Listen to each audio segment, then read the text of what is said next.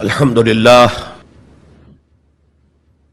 للہ وکفى والصلاة والسلام علی عباده الذین اصطفى خصوصا علی افضلهم وخاتم النبیین محمد الامین وعلی آلہ وصحبہ اجمعین.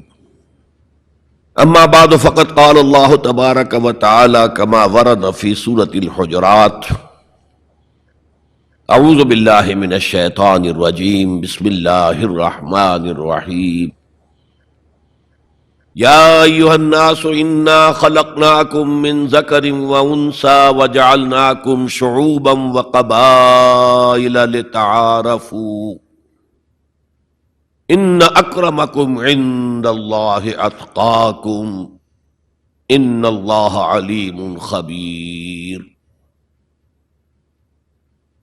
وقال تبارک وتعالی کما ورد فی سورة آل عمران: فاستجاب لهم ربهم انی لا اضیع عمل عامل منکم من ذکر او انثی بعضکم من بعض فالذین هاجروا واخرجوا من دیارهم وأوذوا فی سبیلی وقاتلوا وقتلوا لأکفرن عنہم سیئاتہم ولأدخلنہم جنات تجری من تحتها الانہار ثوابا من عند اللہ واللہ عندہ حسن الثواب.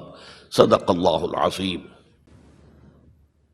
وقال النبی صلی اللہ علیہ وسلم فی خطبتہ فی حجۃ الوداع: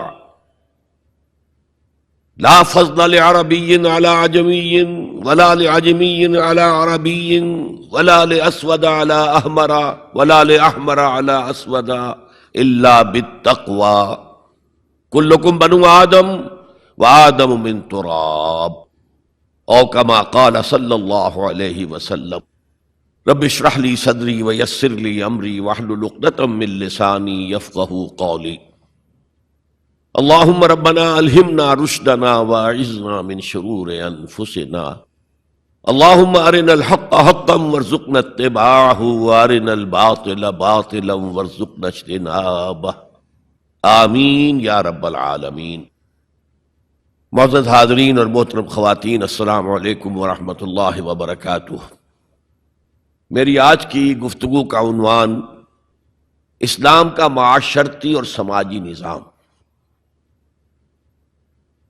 اس ضمن میں سب سے پہلے اس نقطے پر غور کیجئے کہ انسان کی ایک زندگی تو انفرادی ہے اور زندگی کا ایک بہت بڑا حصہ اجتماعی ہے. جیسے جیسے تمدن ترقی کرتا گیا، اجتماعیت کا دائرہ پھیلتا گیا، انفرادیت کا دائرہ سمٹتا گیا.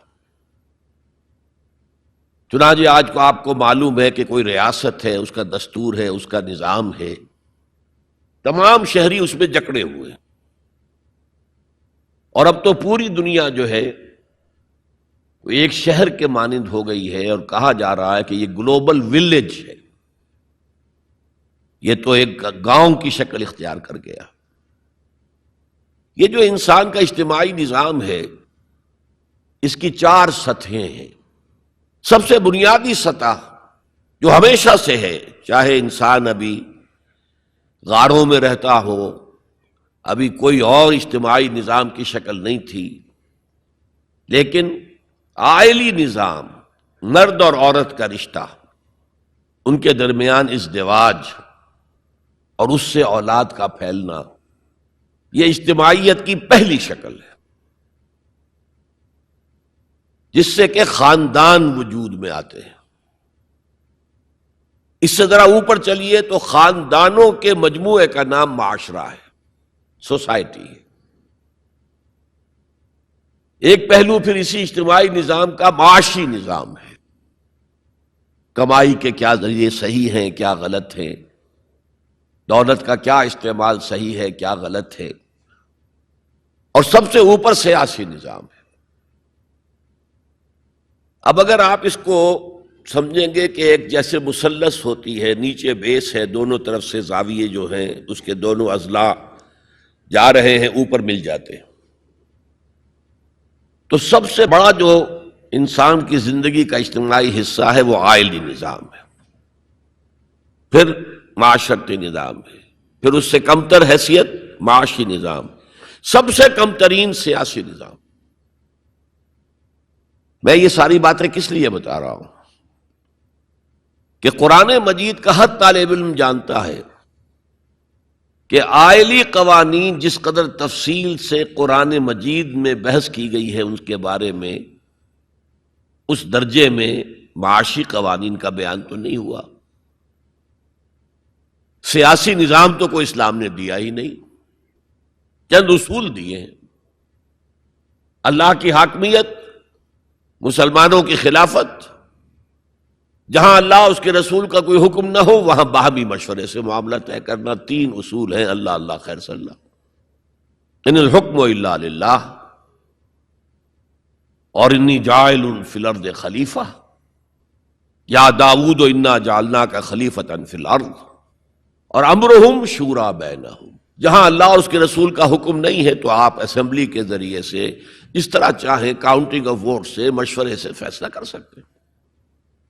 تین اصول ہیں بس، اس پر ریاست جو ہے وہ پارلیمانی ہو، وہ صدارتی ہو، ان میں سے نہ کوئی واجب ہے نہ کوئی حرام ہے، یونٹری ہو وحدانی، یا فیڈرل ہو یا کانفیڈرل ہو، ان میں سے بھی کوئی چیز نہ واجب نہ فرض نہ حرام، یہ آپ کے اپنی مرضی سے ہے، آپ اپنی باہمی مشورے سے جو لوگ چاہتے ہوں اختیار کر لیں۔ نظام کے بارے میں کوئی سیاسی نظام کا ڈھانچہ ہمیں ایسا نہیں دیا گیا کہ وہ واجب ہے آپ پر، اصول دیے گئے۔ معاشیات کے ضمن میں سود حرام، جوا حرام، نشہ آور چیزوں کی تجارت حرام، انسان کے سفلی جذبات کو، شہوانی جذبات کو بھڑکا کر کمائی کرنا حرام، بس۔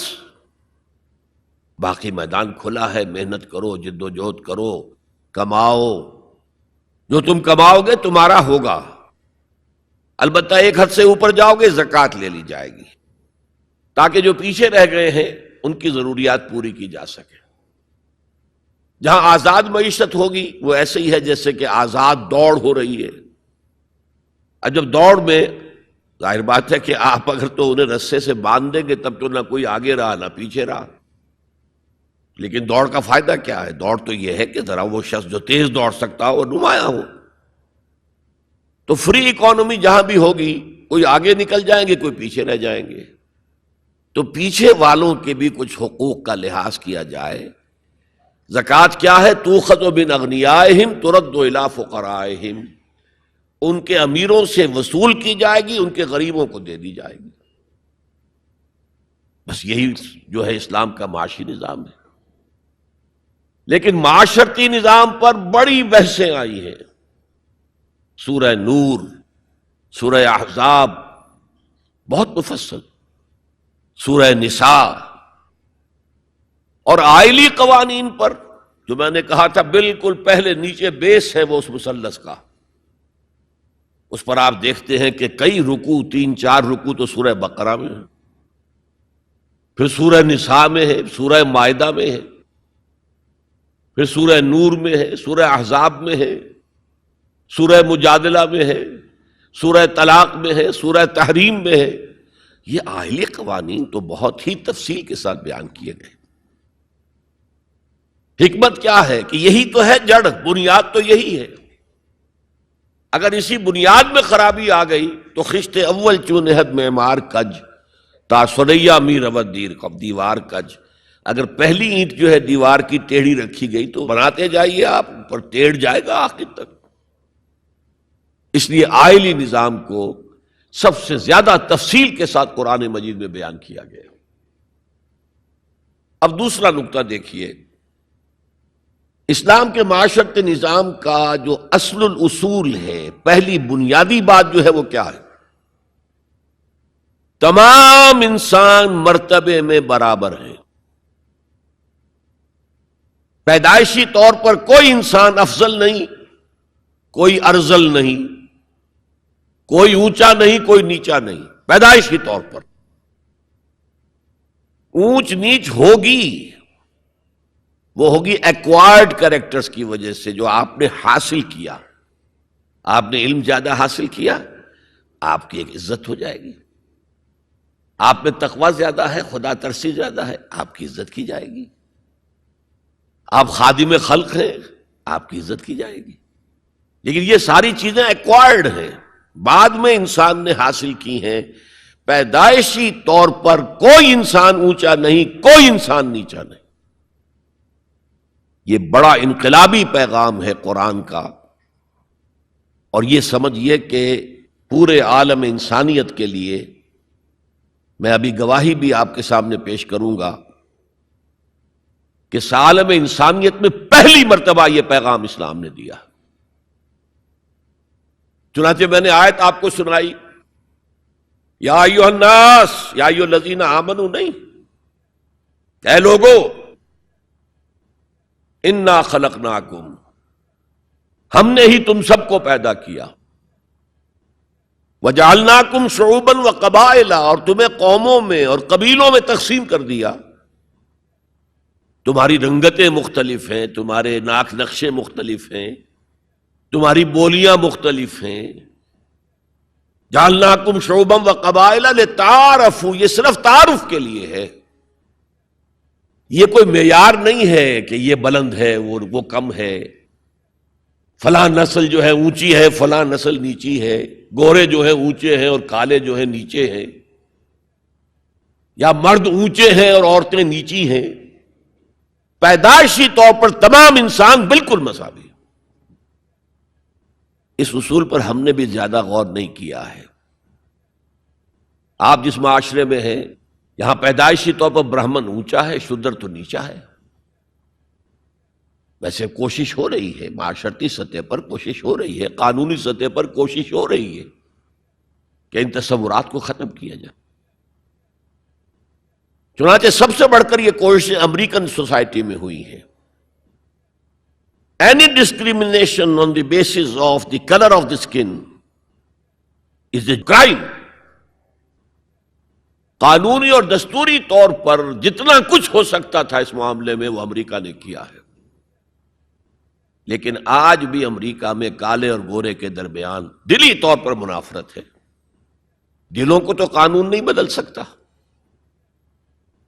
قانون تو آپ کے ظاہر پر حکمرانی کر سکتا ہے، اور میں سمجھتا ہوں کہ یہ کریڈٹ دیا جانا چاہیے، انہوں نے غلامی کے خاتمے کے لیے جنگ لڑی ہے، اور ان کے ہاں ڈسکریمنیشن بالکل ختم ہے، قانوناً بہت بڑا جرم ہے۔ پھر بھی حالات کیا ہیں؟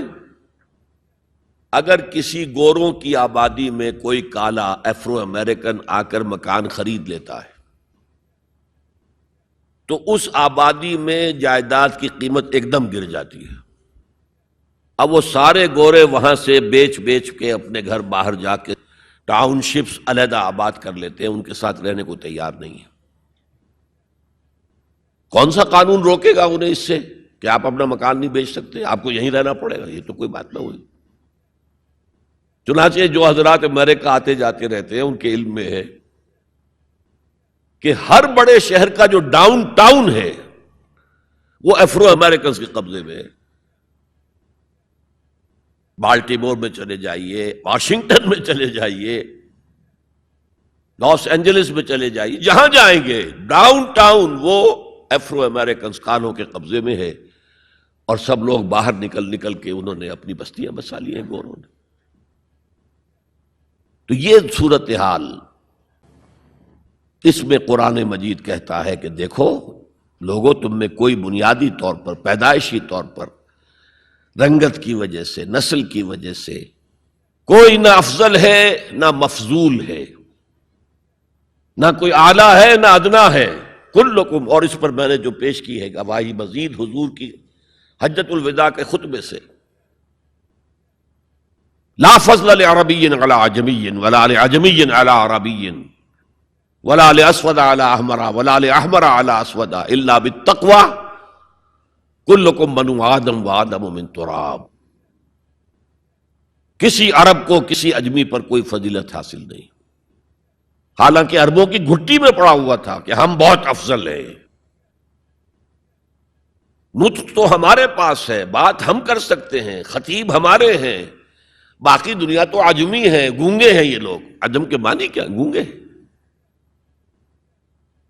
حضور نے کہا لا فضل لعربی علی عجمی ولا لعجمی علی عربی، عجمی کو بھی، کسی عجمی کو کسی عربی پر کوئی فضیلت نہیں.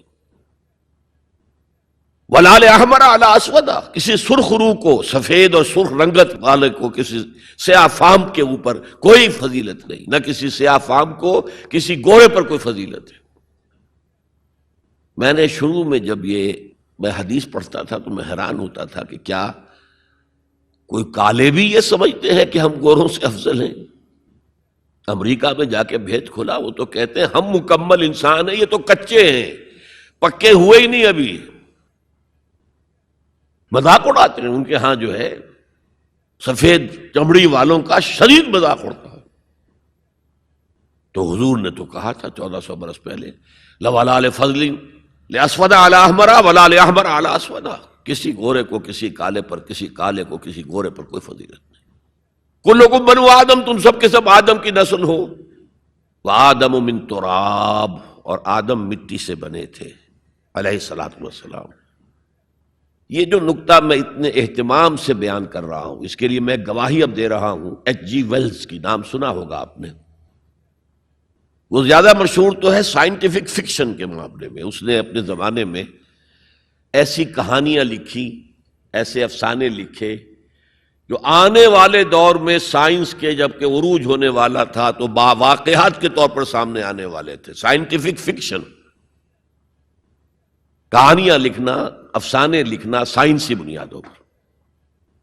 لیکن تاریخ عالم پر بھی ان کی 2 کتابیں اس شخص کی جو ہیں وہ بہت ہی عمدہ ہیں، اس میں کوئی شک نہیں.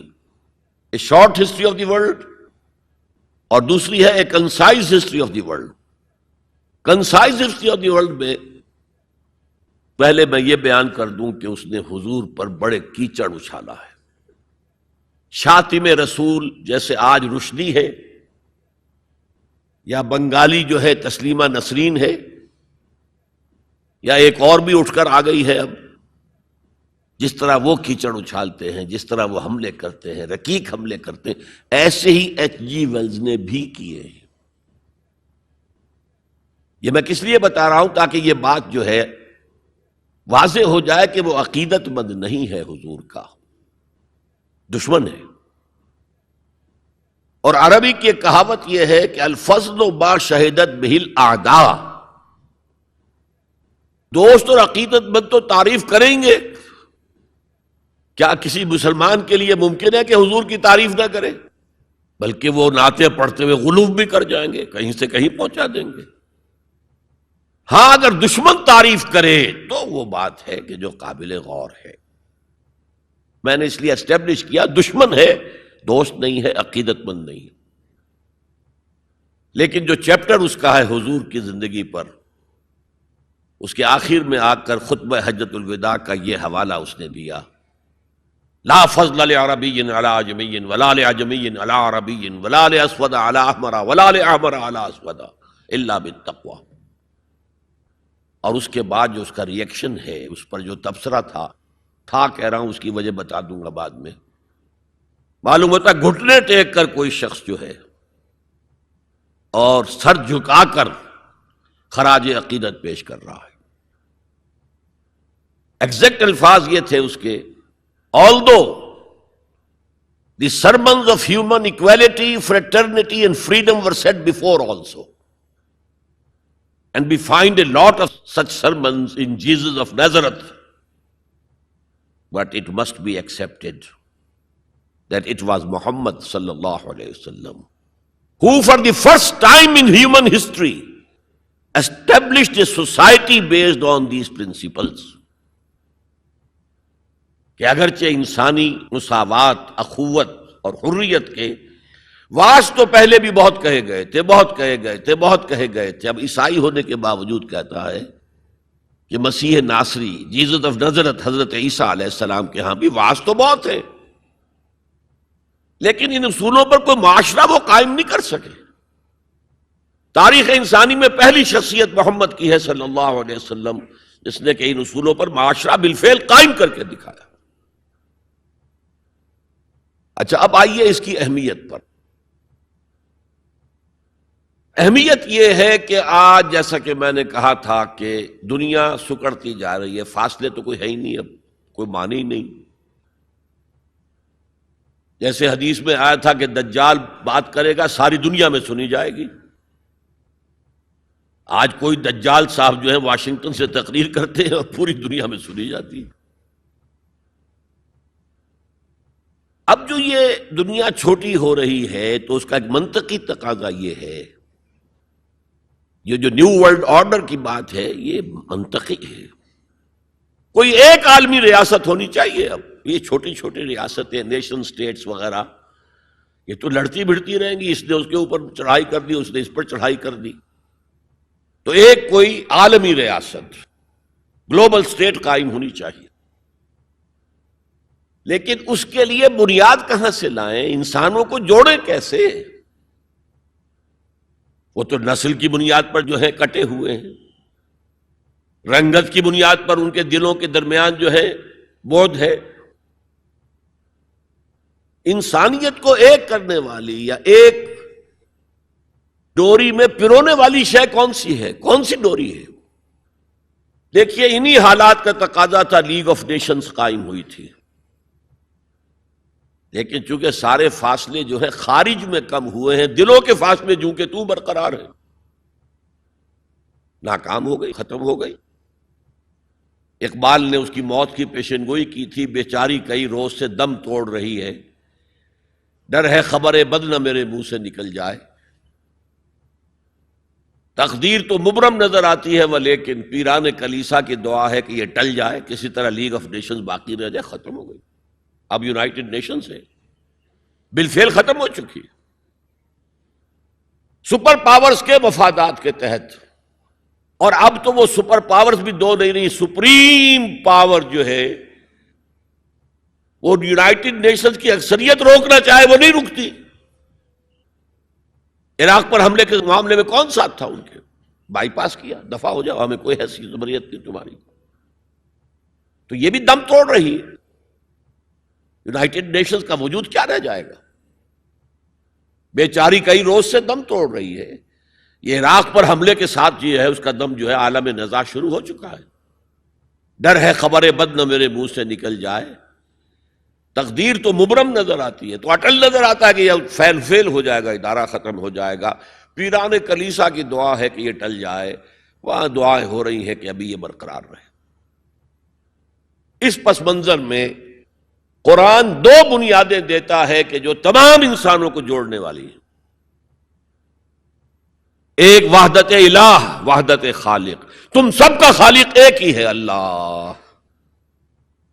اب ایوولوشن کی تھیوری ماننے والے کیسے مانیں گے کہ کوئی ایک اللہ ہے، کوئی ایک خالق ہے؟ تو نہیں مان سکتے۔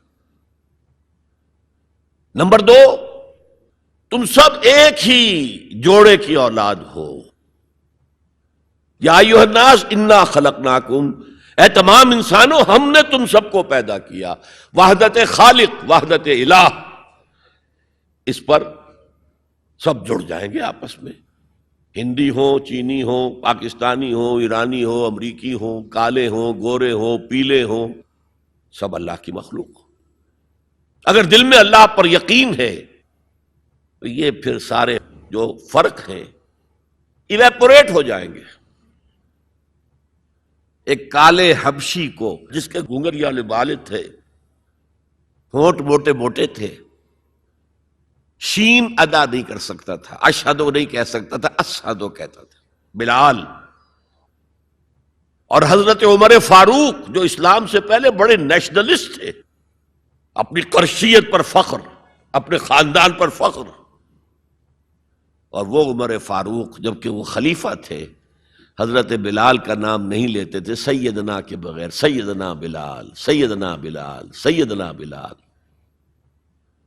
حضرت ابو بکر کے بارے میں فرماتے ہیں ابو بکر سیدنا وآتق سیدنا، ابو بکر خود بھی ہمارے سردار ہیں، انہوں نے ہمارے سردار کو آزاد کرایا تھا خرید کر۔ تو یہ فرق تو جب تک کہ آپ اللہ پر ایمان نہ رکھتے ہوں تو کوئی بنیاد ہی نہیں ہے. ہمارے ان کے درمیان کیا بنیاد ہے؟ پتہ نہیں کون سے قسم کے بندروں کی اولاد جو ہے ہندوستان میں بس رہی ہے اور کون سے قسم کے شمپینزیز کی اولاد جو ہے وہ کہیں اور بس رہی ہے. ان کا تو کوئی رشتہ آپس میں ہے ہی نہیں. پھر یہ کہ وحدت آدم و حوا، انا خلقناکم، نمبر 1 من ذکر و انثی، ایک مرد اور ایک عورت سے پیدا کیا. تو ایک تو اخوت دینی ہے، اخوت اسلامی ہے، وہ تو بڑی اونچی بات ہے. اخوت انسانی، تمام انسان. اب آپ فرمائیے حضرت حوا کے رحم پر جا کر تمام انسان ایک نہیں ہو جائیں گے؟ والدہ کے رحم کے اعتبار سے بہن بھائی جو ہیں وہ بھائی بھائی اور بہنیں ہیں. دادی کے اس پر جائیے تو وہ ایک بڑا کنبہ وجود میں آ جائے گا. چچا تائے کی ساری اولاد اس میں مل جائے گی، اور اسی طریقے سے خالاؤں کی اور پھپھیوں کی اولاد شامل ہو جائے گی. اس سے آگے جائیے، اس سے آگے جائیے، سب جا کر آدم اور حوا پر جمع ہو جائے گی. تو آج جو زمانے کا تقاضا ہے کہ یہ فاصلے کم ہو، نوع انسانی جمع ہو، ایک وحدت ہو جائے، وہ تقاضا صرف اسلام کی بنیاد پر طے ہو سکتا ہے، پورا ہو سکتا ہے. کسی اور کے پاس اس کے لیے کوئی بنیاد نہیں. میں نے کہا تھا نا کہ کسی کالے کو گورے پر نہیں، کوئی گورے کو کالے پر فضیلت نہیں. ساتھ ہی کہا تھا مرد کو عورت پر کوئی فضیلت نہیں. مرد اونچا اور عورت نیچی نہیں ہے. شرف انسانیت کو دونوں ایکولی شیئر کرتے ہیں، وہ بھی ہیومن بینگ، وہ بھی ہیومن بینگ. سورہ آل عمران کے آخر میں ایک لمبی دعا آئی ہے، ربنا اننا سمعنا منادیا ینادی للایمان ان آمنوا بربکم فآمنا.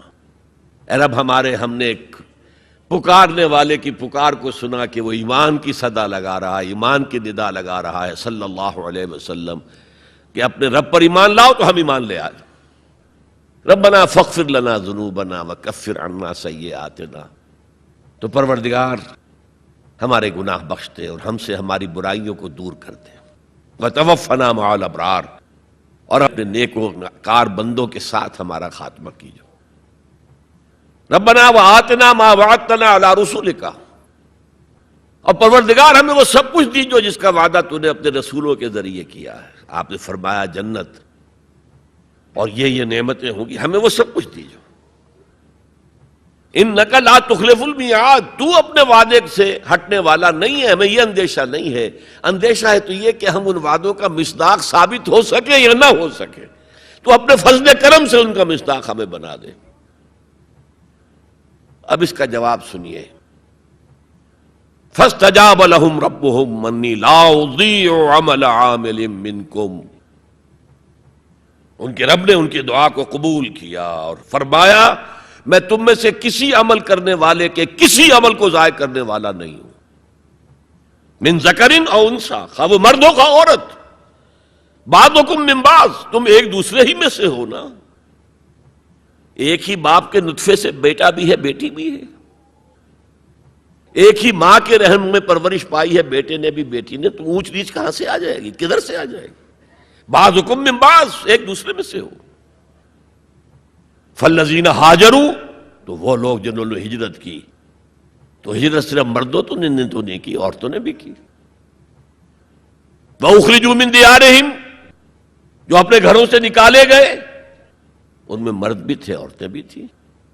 وَأُوذُوا فِي سَبِيلِي، اور جنہیں میری راہ میں ایذا پہنچائی گئی، ان میں مرد بھی تھے عورتیں بھی تھیں. پہلے شہید ہونے والے 2 میاں بیوی، ایک جوڑا، حضرت یاسر رضی اللہ تعالی عنہ اور حضرت سمیہ ان کی اہلیہ رضی اللہ تعالی عنہ. شدید ترین ٹارچر کیا ابو جہل نے اور پھر شہید کر دیا. وقاتلوا وقتلوا، پھر انہوں نے قتال بھی کیا، اللہ کی راہ میں جنگ بھی کی اور قتل بھی ہوئے. تو ان تمام کاموں کے اندر مرد اور عورت شریک رہے. قتال سے میں نے عرض کیا تھا کہ فرضیت اس کی جو ہے وہ خواتین پر نہیں ہے. اس کے باوجود خواتین نے حصہ لیا، جاتی تھی، مرہم پٹی ان کے ذمے، آخر جنگ میں زخمی ہوں گے، آئیں گے. کوئی مرد اس میں لگیں گے تو ورکنگ جو ہماری طاقت ہے وہ کم ہوگی. پھر یہ کہ آخر خوراک کا بندوبست تو کرنا ہے، کھانے کا جو ہے راشن کا وہ کرتے تھے. تو یہ سب کے سب برابر کے شریک ہیں. سنیے دوبارہ الفاظ، فاستجاب لهم ربهم انی لا اضیع عمل عامل منکم من ذکر او انثى بعضکم من بعض فالذین ہاجروا واخرجوا من دیارهم واوذوا فی سبیلی وقاتلوا وقتلوا لأکفرن عنہم سیئاتہم، میں لازماً دور کر دوں گا ان سے ان کی برائیوں کو، وَلَأُدْخِلَنَّهُمْ جَنَّاتٍ تَجْرِي مِن تَحْتِهَا الْأَنْهَارُ، اور انہیں لازماً داخل کروں گا ان باغات میں کہ جن کے دامن میں ندیاں بہتی ہوں گی. ثوابا من عند اللہ، یہ بدلہ ہوگا اللہ کے پاس سے. واللہ عندہ حسن الثواب، اور یقیناً بہترین بدلہ تو اللہ ہی کے پاس ہے. مساوات مرد و زن کے اس نظریے کو سمجھ لیجئے. دوسرا نظریہ میں بتاؤں گا جو آج دنیا مغرب سے لے رہی ہے، وہ سراسر گمراہی ہے، سراسر گمراہی ہے، سراسر گمراہی. لیکن نیکیوں کے میدان کھولے ہوئے ہیں مردوں کے لیے، عورتوں کے لیے. جو مرد کمائے گا نیکی وہ اس کے لیے ہے، جو عورت نیکی کمائے گی وہ اس کے لیے ہے. انڈیویجویلٹی ہے، فریڈم ہے، فریڈم آف ول ہے، مساوی ہے. اور اسی لیے میں نے یہ جو آیت ہے دیکھیے، اس میں 10 اوصاف میں مردوں عورتوں کو برابر برابر. عام طور پر قرآن کا اسلوب یہ نہیں ہے، اسے عربی میں کہتے ہیں برسبیل تغلیب. ایک مجمع ہے، مرد بھی ہیں عورتیں بھی ہیں، تو مذکر میں خطاب ہوگا، مؤنث کے صیغے سے خطاب نہیں ہوگا. وہ تابع ہیں، ساتھ ہی آ جائیں گے. لیکن یہ آیت دیکھیے کتنی طویل ہے. ان المسلمین والمسلمات، یقیناً فرما بردار مرد اور فرما بردار عورتیں، والمومنین والمومنات، اور صاحب ایمان مرد اور صاحب ایمان عورتیں، والقانتین والقانتات، اور فروتنی اختیار کرنے والے مرد اور فروختنی اختیار کرنے والی عورتیں، والصادقین والصادقات، اور سچ بولنے والے مرد اور سچ بولنے والی عورتیں، والصابرین والصابرات، اور صبر کرنے والے مرد اور صبر کرنے والی عورتیں، والخاشعین والخاشعات، اللہ کے سامنے جھکنے والے مرد اور جھکنے والی عورتیں، والمتصدقین والمتصدقات، صدقہ دینے والے مرد اور صدقہ دینے والی عورتیں، والصائمین والصائمات، اور روزہ رکھنے والے مرد اور روزہ رکھنے والی عورتیں، والحافظین فروجہم والحافظات، اور اپنی شرمگاہوں کی حفاظت کرنے والے مرد اور اپنی شرمگاہوں کی حفاظت کرنے والی عورتیں، والذاکرین اللہ کثیرا والذاکرات، اور کثرت سے اللہ کا ذکر کرنے والے مرد اور کثرت سے اللہ کا ذکر کرنے والی عورتیں. اعد اللہ لہم مغفرۃ واجرا عظیما، اللہ تعالیٰ نے ان سب کے لیے تیار کیا ہوا ہے. اعد اللہ لہم مغفرۃ، ایک تو مغفرت انہیں ملے گی اور اجر عظیم ملے گا. یہ ہے وہ تصور مساوات مرد و زن، کوئی اونچا نہیں کوئی نیچا نہیں. البتہ اب میں اگلے قدم پر آ رہا ہوں. ابھی تک تو افراد کی بات ہو رہی ہے، اب وہ ایک مرد اور ایک عورت شادی کرتے ہیں. یہاں آپ کو سمجھ لینا چاہیے اب وہ برابر نہیں رہے، اس لیے کہ گھر بنانا ہے، خاندان کی بنا ڈالنی ہے، ایک ادارہ ہے، انسٹیٹیوشن آف فیملی ہے، اور کسی انسٹیٹیوشن کے 2 برابر کا اختیار رکھنے والے سربراہ نہیں ہو سکتے. آئی جی 1 ہوگا، ڈی آئی جی 4 ہوں، 5 ہوں، 6 ہوں. کوئی فرم ہے، مینیجنگ ڈائریکٹر 1 ہوگا، آپ 100 ڈائریکٹر رکھ لیں. مینیجنگ ڈائریکٹر 2 نہیں ہو سکتے، کوئی کاروبار چل ہی نہیں سکتا. تو گھر کا ادارہ تو برباد ہو جائے گا اگر آپ نے برابر کر دیا دونوں کے اختیارات کو. آج اس کا مزہ چکھ رہا ہے یورپ اور ویسٹ اور امریکہ. خاندانی نظام ٹوٹ گیا. آج وہ شادی کرتے ہی نہیں، مرد شادی نہیں کرتے. کیوں کریں؟ قانون آپ نے یہ بنا دیا ہے کہ آپ نے آج شادی کی اور 1 مہینے کے بعد آپ اپنی بیوی کو طلاق دیں تو اپنی پوری دولت کا نصف دینا پڑے گا اسے. وہ کہتے ہیں ہم نہیں کرتے یہ. لیکن عورت کی تو ضرورت ہے نا، مرد کی ضرورت عورت ہے، لیکن عورت کی ضرورت بھی تو ہے مرد. مرد کہتا آؤ میرے ساتھ رہو، کھاؤ پیو، میں شادی نہیں کروں گا. وہ یہ کہتے ہیں وی آر لیونگ ٹوگیدر، بس we are not married, we are living together. بچے بھی ہو رہے ہیں. یہ کلنٹن کا 3-4 سال پہلے صدر تھا وہ، تو اس کا جو آیا تھا state of the union address, سال میں 1 دفعہ وہاں کا صدر دیتا ہے، پوری قوم کو خطاب کرتا ہے. اس میں اس نے کہا تھا کہ عنقریب ہماری امریکی قوم کی اکثریت حرام زادوں پر مشتمل ہوگی. اس کے الفاظ حرام زادہ نہیں، اس نے کہا باسٹرڈ نہیں کہا. کیا کہا؟ Born without any wedlock. ماں باپ کے درمیان کوئی شادی کا بندھن ہے ہی نہیں اور بچے پیدا ہو رہے ہیں. یہی تو حرامی کہلاتے ہیں ہمارے ہاں. حرام زادہ کسے کہتے؟ اور یہودیوں نے حضرت مسیح کو کیوں کہا حرام زادہ؟ ان کا کہنا یہ ہے، جھوٹ ہے، بکواس ہے، لیکن کہنا یہ ہے کہ حضرت مریم سلام علیہا کا رشتہ تو ہو گیا تھا. نجار، یوسف نجار ایک بڑھئی تھا، اس سے رشتہ ہو گیا تھا، لیکن ابھی وداعی نہیں ہوئی تھی کہ انہوں نے تعلق زن و شوق قائم کر لیا، تو یہ تو حرام کام ہوا، زنا ہوا، تو ولد الزنا ہے. بہرحال خاندان کا ادارہ تلپٹ ہو کر رہ گیا ہے. بنیادی طور پر اس کے لیے آئلی قوانین جو قرآن نے دیے. میں نے بارہا کہا کہ میں مسلمانان بھارت کو سلام کرتا ہوں. انہوں نے اپنی آئلی قوانین میں آج تک کوئی دخل اندازی نہیں ہونے دی، جبکہ ہمارا حال یہ ہے کہ 1962 میں ایک ڈکٹیٹر، خود ساختہ فیلڈ مارشل، اس نے آئلی قوانین کا آرڈیننس نافذ کیا، جس کو سب نے کہا، شیعہ، سنی، دیوبندی، بریلوی، اہل حدیث، جماعت اسلامی، سب نے کہا یہ غلط ہے اسلام کی روح سے، لیکن کوئی تحریک نہیں چلائی. جان تو کیا دینی تھی، کسی کے نکسیر تک نہیں پھوٹی. وہ آرڈیننس سے قانون بن گیا، اور ضیاء الحق صاحب 11 سال تک اسلام اسلام اسلام اسلام پکارتے چلے گئے، اس آرڈیننس کو ہاتھ نہیں لگایا. قوانین جو کے تو رہے، یہاں تک کہ انہوں نے فیڈرل شریعت کورٹ قائم کی، اور کچھ حسن کا ظن میرے بارے میں ہو گیا تھا، مجھے اپنی شورا کا رکن بنایا.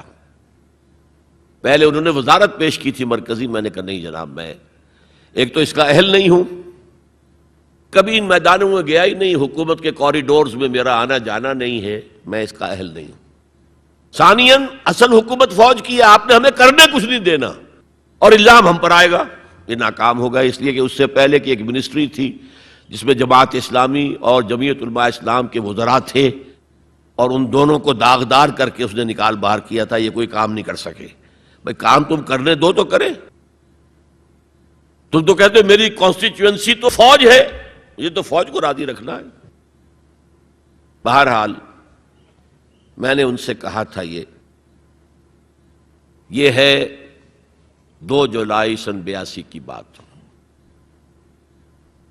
میں نے کہا آپ اپنے ماتھے پر کلنک کا ٹیکا لیے پھر رہے ہیں. اور مجھے خیال بھی آیا کہ میں نے یہ کیا کیا، یہ تو میں نے تو محاورہ استعمال کیا تھا. ان کی پیشانی پر محراب تھا.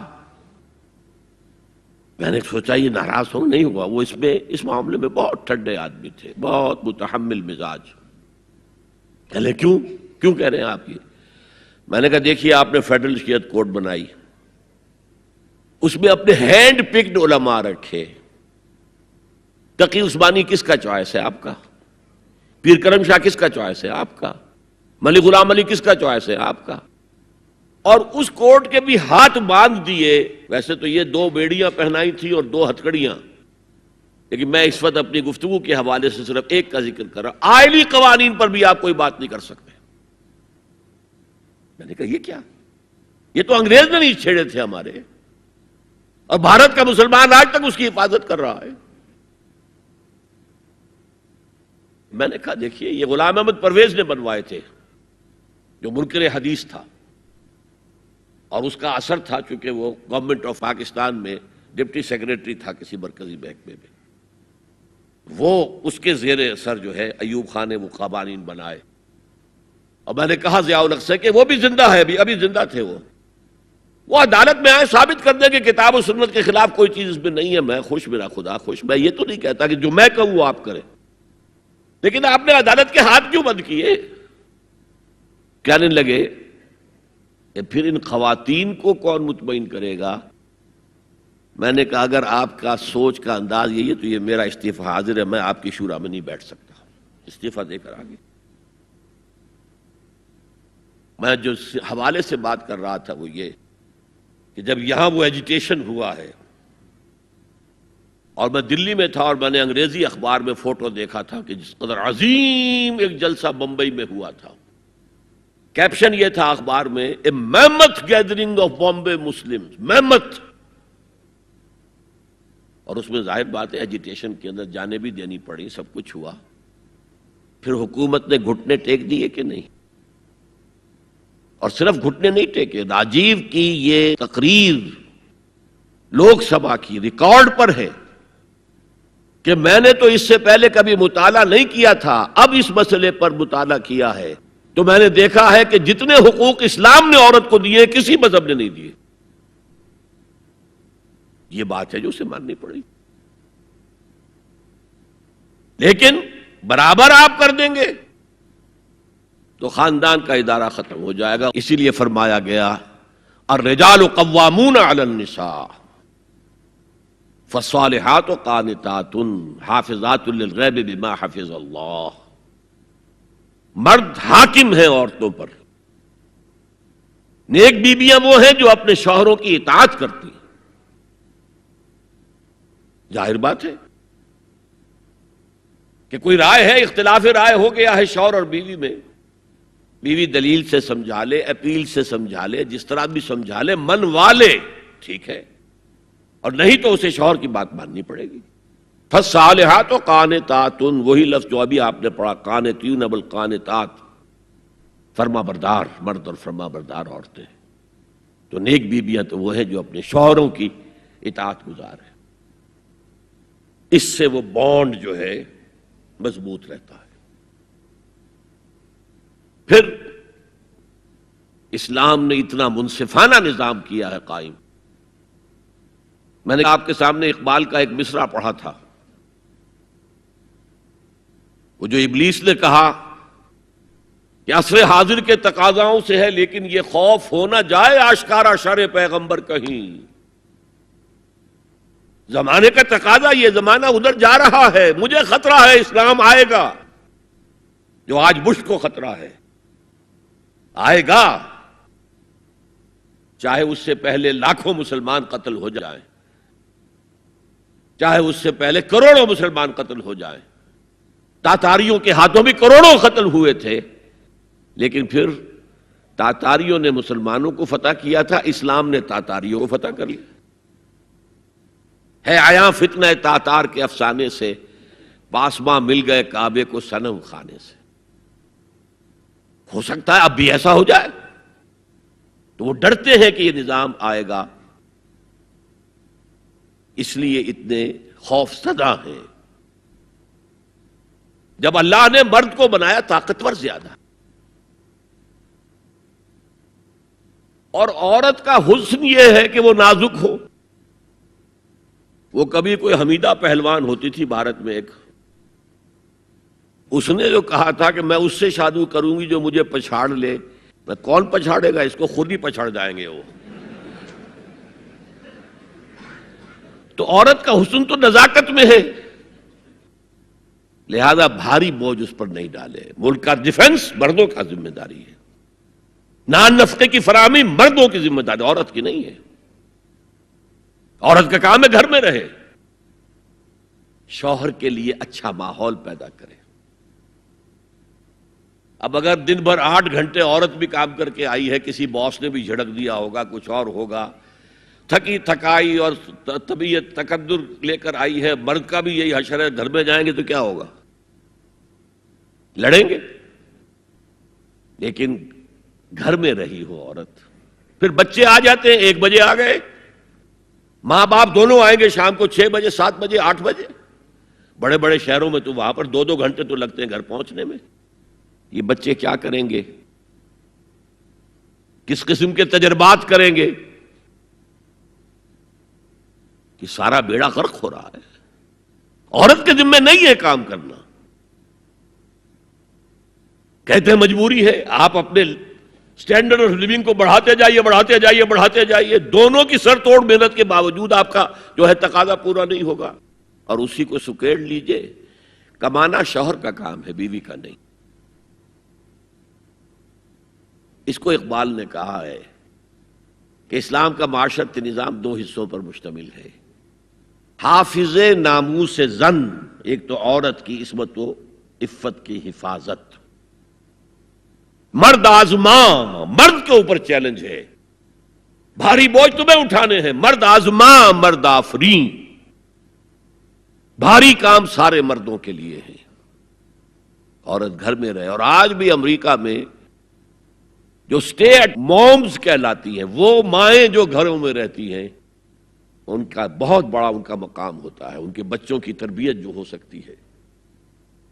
اور سب سے زیادہ مظلوم وہاں پر عورت ہے. مجھے بتایا جاتا ہے کہ جب سردی برف پڑ رہی ہوتی ہے تب بھی سب سے پہلے سڑکوں پر آپ کو عورتیں نظر آئے گی. مرد 1 گھنٹے بعد گھر سے نکلے گا، کیونکہ اس عورت نے کہیں اپنے بچے کو کسی بیبی سیٹر کے پاس، چلڈرن کیئر کے پاس بھیجے گی، پہنچائے گی، پھر اپنے آفس جائے گی. شام کو آفس سے نکلے گی، وہاں سے بچے کو لگی، پھر گھر آئے گی. مظلوم ترین عورت ہے وہاں پر. دونوں بوجھ ڈال دیے اس پر. حمل بھی وہ اٹھائے، ولادت کی سختی بھی سہے، اور معاش کا بوجھ بھی ڈالو اس پر. واقعہ یہ ہے کہ آج کی عورت انتہائی مظلوم عورت ہے. ایک تو اسے کھلونا بنا لیا ہے. عجیب حیرت ہوتی ہے مغربی تہذیب کو کیا ہوا ہے. عورت ننگی، مرد پورا لباس پہنے ہوئے، پینٹ بھی ہے اور کوٹ بھی ہے، سوٹ پورا ہے اور ٹائی بھی ہے، اور عورت ننگی ہے. اور شدید ترین سردی کے اندر ٹانگیں ننگی ہیں اس کی. یہ اسلام کا معاشرتی نظام اس کو کسی صورت گوارا نہیں کرتا. طلاق کے معاملے میں یہی فرق رکھا. مرد دے سکتا ہے طلاق، عورت لے سکتی ہے، دے نہیں سکتی. لے گی تو خلا کہلائے گی، یا عدالت میں جا کر ثابت کرے، یا یہ کہ کوئی ایلڈرز آف دی فیملی ہوں وہ درمیان میں آئے اور عورت کہے کہ میرا اس کے ساتھ نباہ نہیں ہو سکتا. خود طلاق نہیں دے سکتی، کیونکہ عورت کے اوپر جذباتی طور پر ہر مہینے میں چند دن ایسے آتے ہیں جو چڑچڑی ہوتی ہے. اس چڑچڑے پن میں وہ کچھ بھی کر بیٹھے. اسے طلاق کا حق نہیں دیا. مرد کو حق حاصل ہے. ہاں اگر ناحق طلاق دے گا اللہ کے ہاں پکڑا جائے گا. یہ بات جو ہے مرد اور عورت کو برابر کے طلاق کے حقوق، یہ بھی خاندان کی جڑ کھودنے کے مترادف ہے. اچھا، بیٹے اور بیٹی میں وراثت کا فرق ہے. کیوں؟ بیٹا شادی کرے گا تو مہر دے گا، لڑکی شادی کرے گی تو مہر لے گی. حالانکہ ضرورت لڑکی کو لڑکے کی ہے، لڑکے کو لڑکی کی ہے، دونوں کی ضرورت تو برابر ہے. لڑکا مہر دے اور لڑکی لے. کیوں؟ تاکہ یہ معلوم ہو کہ یہ سربراہ ہے، حافظ ناموس زن، مرد آزماں، مرد کی ذمہ داری ہے. یہ بھی ہمارا بڑا سوشل فنکشن ہے، بہت بڑا. اور اس میں فضول خرچیاں ہو رہی ہیں. حرام کی کمائی ہوئی کمائی جو ہے وہ پانی کی طرح بہائی جاتی ہے. ابھی مجھے ایک صاحب نے بتایا کہ ممبئی میں 2 شادیاں ہوئی ہیں مسلمانوں میں. ایک میں 1.5 کروڑ روپیہ خرچ ہوا، ایک میں 80 لاکھ خرچ ہوا. ہم نے وہاں اصلاحی تحریک شروع کی. ضیاء الحق صاحب نے بھی کوشش کی تھی، آرڈیننس پاس کیا تھا، لیکن یہ چیزیں قانون سے نہیں. آپ کہیں کہ کسی دعوت میں 50 سے زیادہ مہمان نہیں آئیں گے، وہ 100 آ گئے تو زیادہ زیادہ یہ ہوگا پولیس والوں کو رشوت کا کھاتا کھل گیا، جو یہ پیسے لے جائیے صاحب. کبھی کبھی وہ پکی پکائی دیگیں لے جا کے اپنے تھانے میں بیٹھ کے کھاتے تھے. لیکن قانون سے نہیں بدلتا مزاج. ہم نے کیا طے کیا؟ دیکھو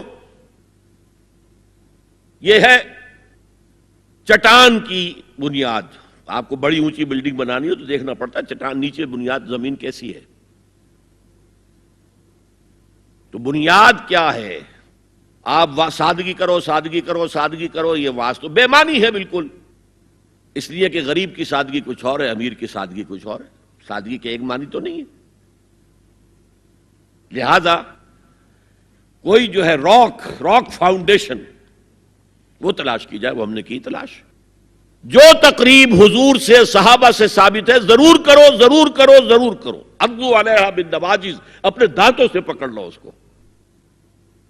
اور جو تقریب ثابت نہیں حضور سے اور صحابہ سے، یقیناً یہ کہیں باہر سے آئی ہے. یا تو ہمارا خاندانی پس منظر جو ہے، اکثر تو ہندوؤں سے مسلمان ہوئے، وہ سادات ہوں، صدیقی ہوں، فاروقی ہوں، عثمانی ہوں، وہی ہیں نا جو باہر سے آئے تھے. باقی تو اکثریت یہیں سے. وہ اپنا ہندوانہ پس منظر لے کر آئے. تو جس کا ثبوت صحابہ کے دور میں نہیں، وہ یقیناً باہر سے آئی ہوئی چیز ہے. اس میں پھر سادگی نہیں، اس میں کمی نہیں، جڑ سے کاٹو اس کو. اس بنیاد پر ہم نے 5 فیصلے کیے ہیں. ذرا سن لیجئے آپ بھی، اگر آپ کوئی سوشل ورک کرنا چاہیں اس کو عام کریں. نمبر 1، نکاح مسجد میں. حدیث موجود ہے، ترمذی شریف کی روایت، اعلنوا ھذا النکاح واجعلوہ فی المساجد. نکاح کا اعلان عام کیا کرو، مسجدوں میں منعقد کیا کرو. میں حیران ہوتا ہوں کیوں نہیں علماء کرام نے اس کی طرف توجہ دلائی. حدیث ہے. ہاں میں مانتا ہوں ان کا کہنا یہ ہے کہ یہ یہاں جو امر ہے کہ مسجد میں منعقد کرو، یہ امر وجوب کے لیے نہیں ہے، استحباب کے لیے. مستحب ہے یہ کہ مسجد میں. تو بھائی مستحب کیوں چھوڑ رہے ہو تم؟ وہ اس لیے چھوڑنا پڑتا ہے، مولوی بیچارے کی حیثیت ہے ہی نہیں معاشرے میں کہ وہ کہے جناب یہاں آئیے میرے پاس، میں نہیں آؤں گا آپ کے گھر نکاح پڑھانے کے لیے. وہ اپنا رجسٹر بغل میں دبائے بیٹھا سوکھتا رہتا ہے. وہ تو آنی تھی بارات عصر کے وقت، مغرب بھی جا رہی، آئی نہیں، وہ بیٹھا غریب. پہلے 20-30 روپے ملتے تھے، اب 200 300 400 ملتے ہیں. اور کیا ہے؟ میں نے انہیں یاد دلایا دیکھو شرم کرو. عیسائیوں نے آج تک اپنے چرچ کی اور اپنے پادری کی عزت یہ رکھی ہے کہ شہزادے اور شہزادی کی شادی ہوگی وہ بھی پادری چرچ میں آئیں گے.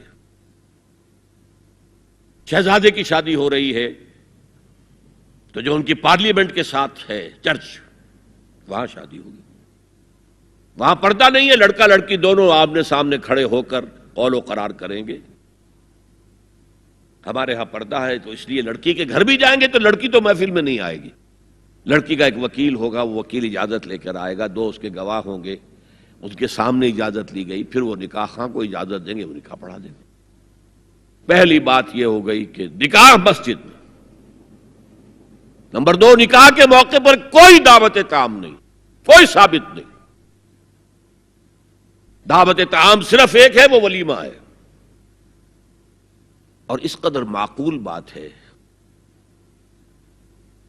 سب باپ اپنے سینوں پر ہاتھ رکھ کر سوچیں اور میری بات سنیں.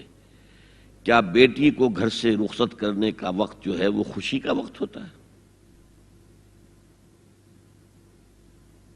جب بیٹی گھر سے جا رہی ہو، کوئی جانور بھی آپ قربانی کے لیے، کوئی مینڈھا کو بکرا لے آئیں 8-10 دن پہلے اور بچے مانوس ہو جائیں تو وہ جب آپ ذبح کرتے ہیں تو پچھاڑے کھاتے ہیں کہ نہیں بچے؟ اور یہ لخت جگر ہے، نور چشم ہے، 18 20 22 برس گھر میں رہی ہے، وہ جا رہی ہے. خوشی نہیں ہے وہاں، صرف یہ ہوتا ہے اے سائی آف ریلیف کہ ایک ذمہ داری کا بوجھ تھا، اللہ نے آج پورا کرا دیا، اتروا دیا بوجھ. پھر بھی اندیشہ ہوتا ہے، پتہ نہیں مزاج ملے نہ ملے.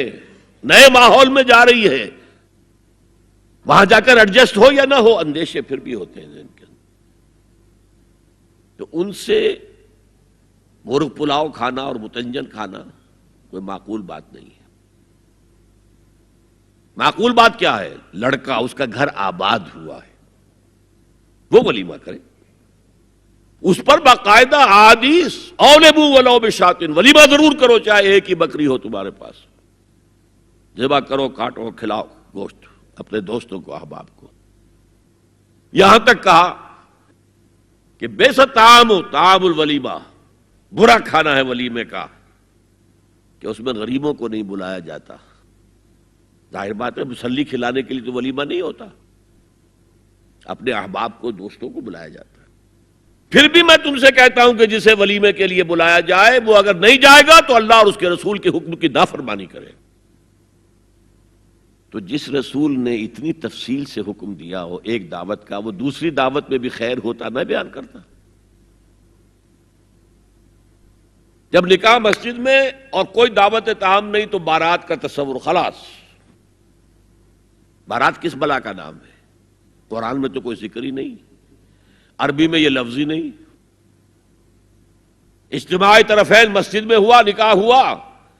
لڑکی کو، حضرت فاطمہ کو رضی اللہ تعالی عنہا، کچھ خواتین جا کر چھوڑ آئی تھی اس حجرے میں جو ایک انصاری صحابی نے حضرت علی کو دیا تھا. ان کا تو کوئی گھر بھی نہیں تھا. کوئی حضرت علی آئے ہوں اور آ کر وداع کرا کے لے کے گئے ہوں، کچھ بھی نہیں. چوتھی چیز، جہیز کا کوئی تصور اسلام میں نہیں. خالص ہندوانہ رسم، خالص ہندوانہ رسم، خالص ہندوانہ رسم.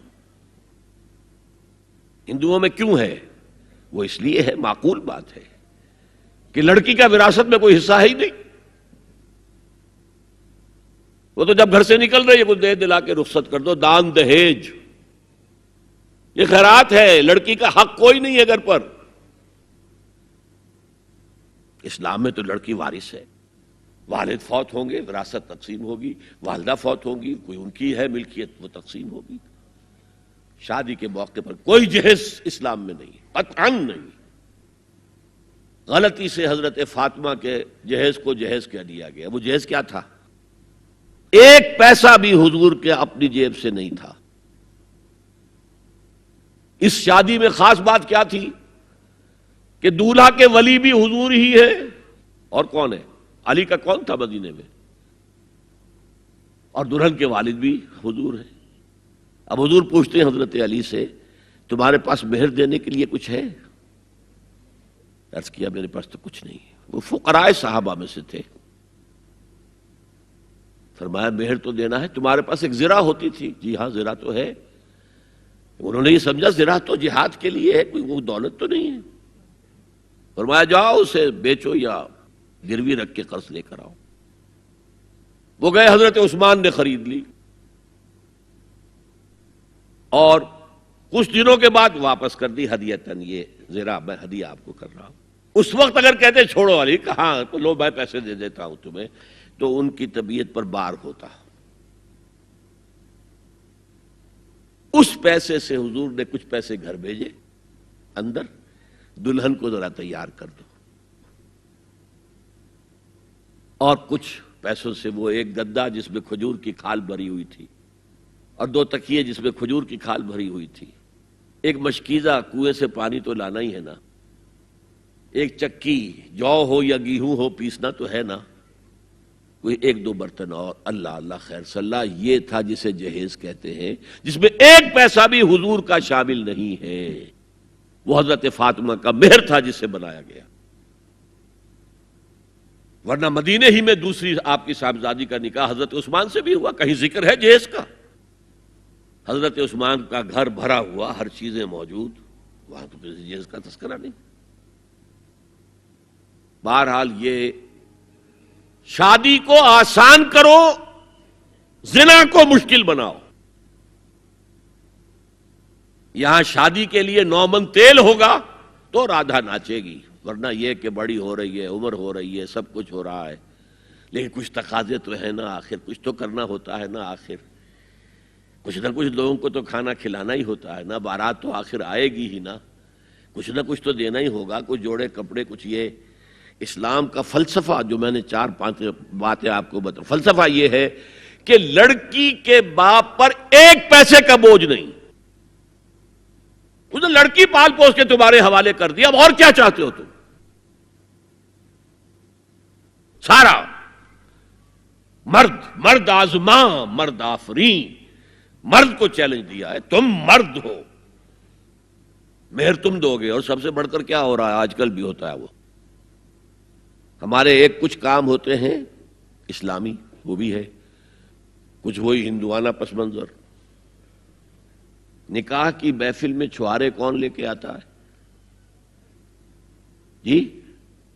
لڑکے والے۔ اور پلاؤ کن سے کھاتے ہیں بھائی؟ جس کو تمہیں مرغ پلاؤ کھلا رہا ہے وہ چھوارے نہیں بانٹ سکتا تھا؟ یہ ہے اسلام اور غیر اسلام کا امتزاج۔ چھوارے لڑکے والے لے کر آئیں گے اور پھر دعوت اڑائیں گے لڑکی والوں کی طرف سے۔ اب میں آ رہا ہوں تیسرے موضوع پر، اس کا تعلق بھی بنیادی طور پر خاندانی نظام کی مضبوطی کے لیے۔ خاندانی نظام مضبوط رہے گا جبکہ شوہر اور بیوی کی جتنی جنسی دلچسپی ہے وہ صرف آپس میں مرکوز ہو، شوہر کی بیوی پر، بیوی کی شوہر پر۔ ادھر ادھر نگاہیں جائیں گی، کوئی عورت دیکھی نگاہوں میں کھب گئی، وہی خواب میں آئے گی، اپنی بیوی کی طرف سے توجہ ہٹ جائے گی، اور یہ چیز، وہ بانڈ آف لو جو ہے بٹوین دی اسپاؤسز، اس کو کمزور کر دے گا۔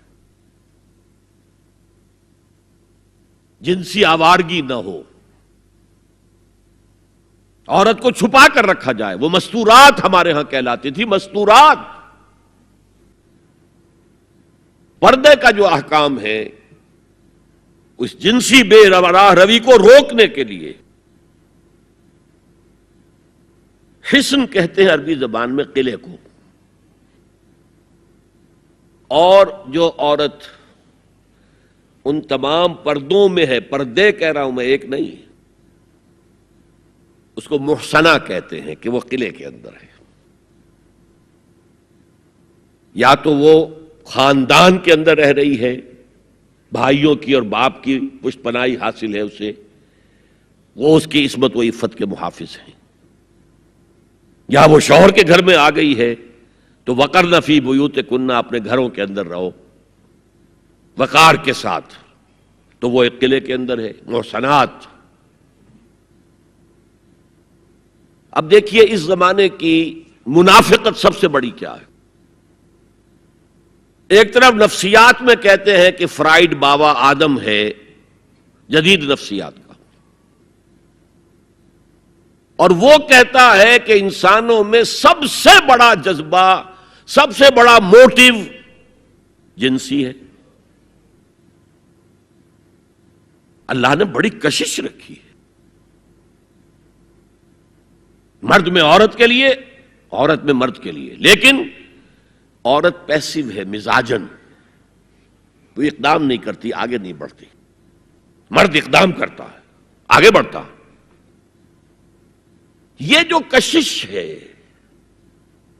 اس کے نتیجے میں مرد اور عورت کے درمیان بے حجابی گویا کہ آگ پر تیل ڈالنا ہے، آگ بھڑکے گی۔ اسلام نے اس کو روکا ہے، پورا نظام اس کا معاشرتی، ایک بہت بڑا پردہ پورے معاشرے میں ہے، بہت بڑا پردہ، جیسے یہ چھوٹا سا پردہ آپ کو نظر آ رہا ہے نا، ادھر عورتیں ادھر مرد ہیں۔ اسلامی معاشرہ سیگریگیٹڈ ہے، مخلوط معاشرہ نہیں ہے، عورتوں کا اپنا دائرہ کار ہے، مردوں کا اپنا ہے، کما کر لانا مرد کا کام ہے، عورت کا کام نہیں ہے۔ وہ گھر میں خوش اسلوبی کے ساتھ رہے، اچھے انداز میں پکائے، شوہر کا استقبال مسکراہٹ کے ساتھ کرے، جب وہ گھر واپس آ رہا کام کر کے، بچوں کی دیکھ بھال کرے۔ اور اس اعتبار سے میں کہا کرتا ہوں، قوم کا حال جو ہے پریزنٹ، یہ مردوں کے حوالے، اور قوم کا مستقبل عورتوں کے حوالے، مستقبل اگلی نسل، اس کی صحیح تربیت ہوگی، ماں کے دودھ کے ساتھ اس کے اندر اسلام اور ایمان کے جذبات جائیں گے۔ آج تو وہ دودھ پلانا بھی ختم ہوا، بوتل کا دودھ، ڈبے کا دودھ، جس کی وجہ سے ریسرچ یہ بتاتی ہے کہ کینسر آف بریسٹ کا سب سے بڑا سبب جو ہے دودھ نہ پلانا ہے، سب سے بڑا۔ اس لیے کہ اللہ تعالیٰ نے ہر عضو کا ایک فنکشن رکھا ہے، آپ فنکشن روک دیں گے اس میں خرابی آئے گی۔ آپ آنکھوں پر 1 سال تک پٹی باندھے رکھیے، آپ کی بینائی زائل ہو جائے گی، کیا کرنا پھر اب اس کا؟ آپ یہاں پر پلاسٹر چڑھا دیجئے، 1 سال تک جوڑ آپ کا جام ہو جائے گا، اپنی آپ کھول دیجئے پلاسٹر، وہ ہلے گا نہیں۔ تو اس اعتبار سے وہ جو اقبال کہتا ہے مادراں را اسوہ کامل بطول، حضرت فاطمہ زہرا، ماؤں کے لیے کامل اسوہ حضرت فاطمہ رضی اللہ تعالیٰ عنہ۔ آسیہ گرداں و لب قرآن سرا، وہ چکی پیستی تھی اور زبان سے قرآن پڑھتی جاتی تھی۔ اور میں نے اپنے بچپن میں ایسی خواتین کو دیکھا ہے جو چکی پیس رہی ہیں، قرآن پڑھ رہی ہیں اور چھاتی سے بچہ چمٹا ہوا دودھ پی رہا ہے۔ وہ جو دودھ اس بچے کے حلق میں جا رہا ہے، پیٹ میں جا رہا ہے، اس کی کیا تاثیر ہوگی؟ بطول باش و پنہا شو ازی عصر کہ در آغوش شبیر بگیری، اے مسلمان عورت بطول بن جا، زہرا بن جا، اور اس عصر سے پنہا ہو جا، چھپ جا، علیحدہ ہو جا، تاکہ تیرے آغوش میں حسین جیسا بچہ پیدا ہو۔ یہ پہلا ہے حجاب، سیگریگیشن آف سیکسز۔ میں نے ضیاء الحق صاحب سے کہا تھا، کیونکہ ان کی شورا میں شمولیت کی میں نے جو ہے دعوت قبول کر لی تھی، مشورہ دینا ہے۔ میں اپنے مسجد کے ممبر سے بھی مشورے بھی دیتا ہوں، تنقیدیں بھی کرتا ہوں۔ تو جیسے انگریزی کا محاورہ right from the horse's mouth, تو right into the horse's ears کچھ کہا جا سکے تو اچھی بات ہے۔ میں نے ان سے کہا آپ نے پی آئی اے کو ڈرائی کر دیا، شراب بند کر دی، اچھا کام کیا، بہت عمدہ کیا۔ دنیا تو یہی کہے گی نا کہ دقیانوسی ہیں، چلیے برداشت کریں۔ لیکن یہ ایئر ہوسٹسز جو جاتی ہیں کرو کے ساتھ اور 2 ہفتے باہر رہتی ہیں، یہ کون سے اسلام کی روح سے جائز ہے؟ عورت محرم کے بغیر حج کو نہیں جا سکتی، محرم کے بغیر عمرے کے لیے نہیں جا سکتی، اور یہ قانون تھا پاکستان میں۔ میں نے کہا آپ عورت کو نہیں جانے دیتے حج کے لیے، حالانکہ وہ ادھیڑ عمر کی ہوتی ہیں، عموماً بوڑھی ہوتی ہیں۔ ہمارے یہاں جوانی میں کون کرتا ہے حج؟ بہت شاذ۔ یہ تو آپ کو نظر آئے گا جاوا، سماٹرا، انڈونیشیا، ملائیشیا، وہاں سے جوان جوڑے نکاح کے بعد پہلا کام حج۔ کہ ہمارے ہاں سے تو بڈھے ٹھیرے گئے ہوئے ہوتے، اور پہلے زمانے میں تو ان کو رخصت کر دیتے تھے کہ بس رخصت ہی ہو جائیں گے، یہ اب واپس نہیں آئیں گے اب۔ تو میں نے کہا یہ کون سا اسلام ہے؟ خاموش، چپ۔ میں نے کہا یہ ناشتے کی ٹرے اور کھانے کی ٹرے مرد نہیں رکھ سکتے سامنے؟ میرے خلاف باقاعدہ خواتین نے جلوس نکالے پاکستان میں جب میں نے پردے کی بات کی۔ گورنر سندھ کی بیوی جو ہے اس نے لیڈ کیا جلوس کو، مطالبہ کیا کہ ان کی ٹیلی ویژن کے اوپر جو ہے ان کا سامنے آنا بند کیا جائے۔ میں نے کہا ٹھیک ہے۔ بدا الاسلام غریبا ویسعود کما بدا فطوبی للغرباء۔ اسلام شروع ہوا تھا تو اسی حالت میں تھا کہ کوئی اس کو جانتا پہچانتا نہیں تھا، پھر جب اسلام غالب ہو گیا تو طاقتور کے تو سبھی دوست تھے، سبھی پہچاننے والے، لیکن ان قریب اسلام پھر غریب ہو جائے گا۔ تو جو اسلام کی غربت کے ساتھ خود غریب ہو جائیں ان کے لیے مبارکباد۔ اسلام کا دامن نہ چھوڑیں، چاہے انہیں کہا جائے کہ یہ تو بڑے ہی دقیانوسی لوگ ہیں، بڑے کٹر لوگ ہیں۔ میں نے اس زمانے میں چیلنج کیا تھا، مجھے بتاؤ کیا فرق واقع ہوتا ہے؟ آپ کہیں گے عورتوں کو اگر ہم گھر میں بٹھائیں تو ہماری اکانومی سفر کرے گی، آدھی ہماری جو ہے لیبر وہ کام نہیں کرے گی۔ میں نے کہا where there's a will there's a way۔ Cottage industry کا انتظام کرو، نمبر 1، گھروں میں بیٹھ کر کام کریں۔ دوسری جنگ عظیم کے دوران ایک بڑا علاقہ تھا دلی میں جس کا ہر گھر کارخانہ بنا ہوا تھا، کرخندار، یہ ایک قوم کا نام پڑ گیا، کرخندار۔ چھوٹی چھوٹی مشینیں لگی، کہیں بٹن بن رہے ہیں، کہیں بکسوئے بن رہے ہیں، کہیں نکریں سل رہی ہیں، کہیں پینٹیں سل رہی ہیں، کہیں جو ہے کرتے سل رہے ہیں، قمیضیں۔ صبح کے وقت ٹرک آیا، خام مال دے گیا، شام کو آیا، تیار مال لے گیا۔ عورت نہ گھر سے نکلی نہ باہر گئی، کچھ نہیں، اور کام کیا، کما لیا۔ کاٹیج انڈسٹری کا انتظام کرو۔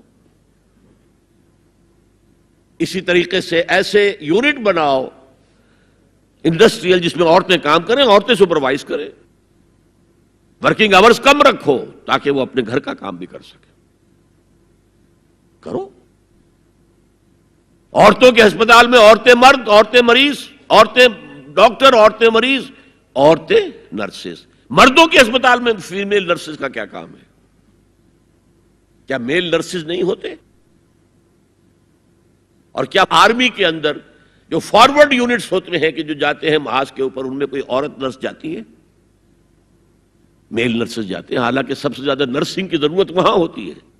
کسی کا بازو اڑ گیا ہے، کسی کی ٹانگ اڑ گئی ہے، کسی کی پیٹ میں آ کر کسی بم کا ٹکڑا جو ہے لگایا، انتڑیاں باہر نکلی ہوئی ہیں، تو نرسنگ سب سے زیادہ وہاں ضروری ہے۔ وہاں تو فیمیل نرسز نہیں ہوتی، میل ہوتے۔ سیگریگیشن، سیگریگیشن، سیگریگیشن، یہ آگ اور پانی کا ملاپ درست نہیں ہے۔ تو بڑا، سب سے بڑا پردہ تو یہ ہے۔ دوسرا پردہ، دوسرا قلعہ، گھر کی چار دیواری۔ وَقَرْنَ فِي بُيُوتِكُنَّ وَلَا تَبَرَّجْنَ تَبَرُّجَ الْجَاهِلِيَّةِ الْأُولَىٰ۔ قرار پکڑو اپنے گھروں میں، وقار کے ساتھ رہو، ٹھہری رہو اپنے گھروں میں، اور بند سمر کر باہر نہ نکلو جیسے کہ تم جاہلیت کے دور میں نکلتی تھی۔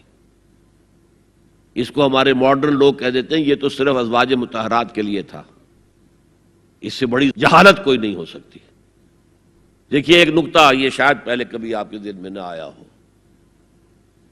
ازواج مطہرات سے خاص کیوں خطاب کیا گیا؟ اس کی وجہ ہے اسی سورہ احزاب میں جس میں یہ مضمون آیا ہے وَقَرْنَ فِي بُيُوتِكُنَّ وَلَا تَبَرَّجْنَ تَبَرُّجَ الْجَاهِلِيَّةِ الْأُولَىٰ، اسی میں آیت آئی ہے لَقَدْ كَانَ لَكُمْ فِي رَسُولِ اللَّهِ أُسْوَةٌ حَسَنَةٌ۔ مسلمانوں تمہارے لیے اللہ کے رسول کی شخصیت کے اندر ایک نہایت عمدہ نمونہ ہے، اور یہ معجزہ ہے۔ مردوں کی ہر حیثیت کے لیے اسوہ ہے محمد صلی اللہ علیہ وسلم۔ امام کے لیے آپ کا اسوہ ہے کہ نہیں؟ مسجد نبوی کے امام تھے کہ نہیں؟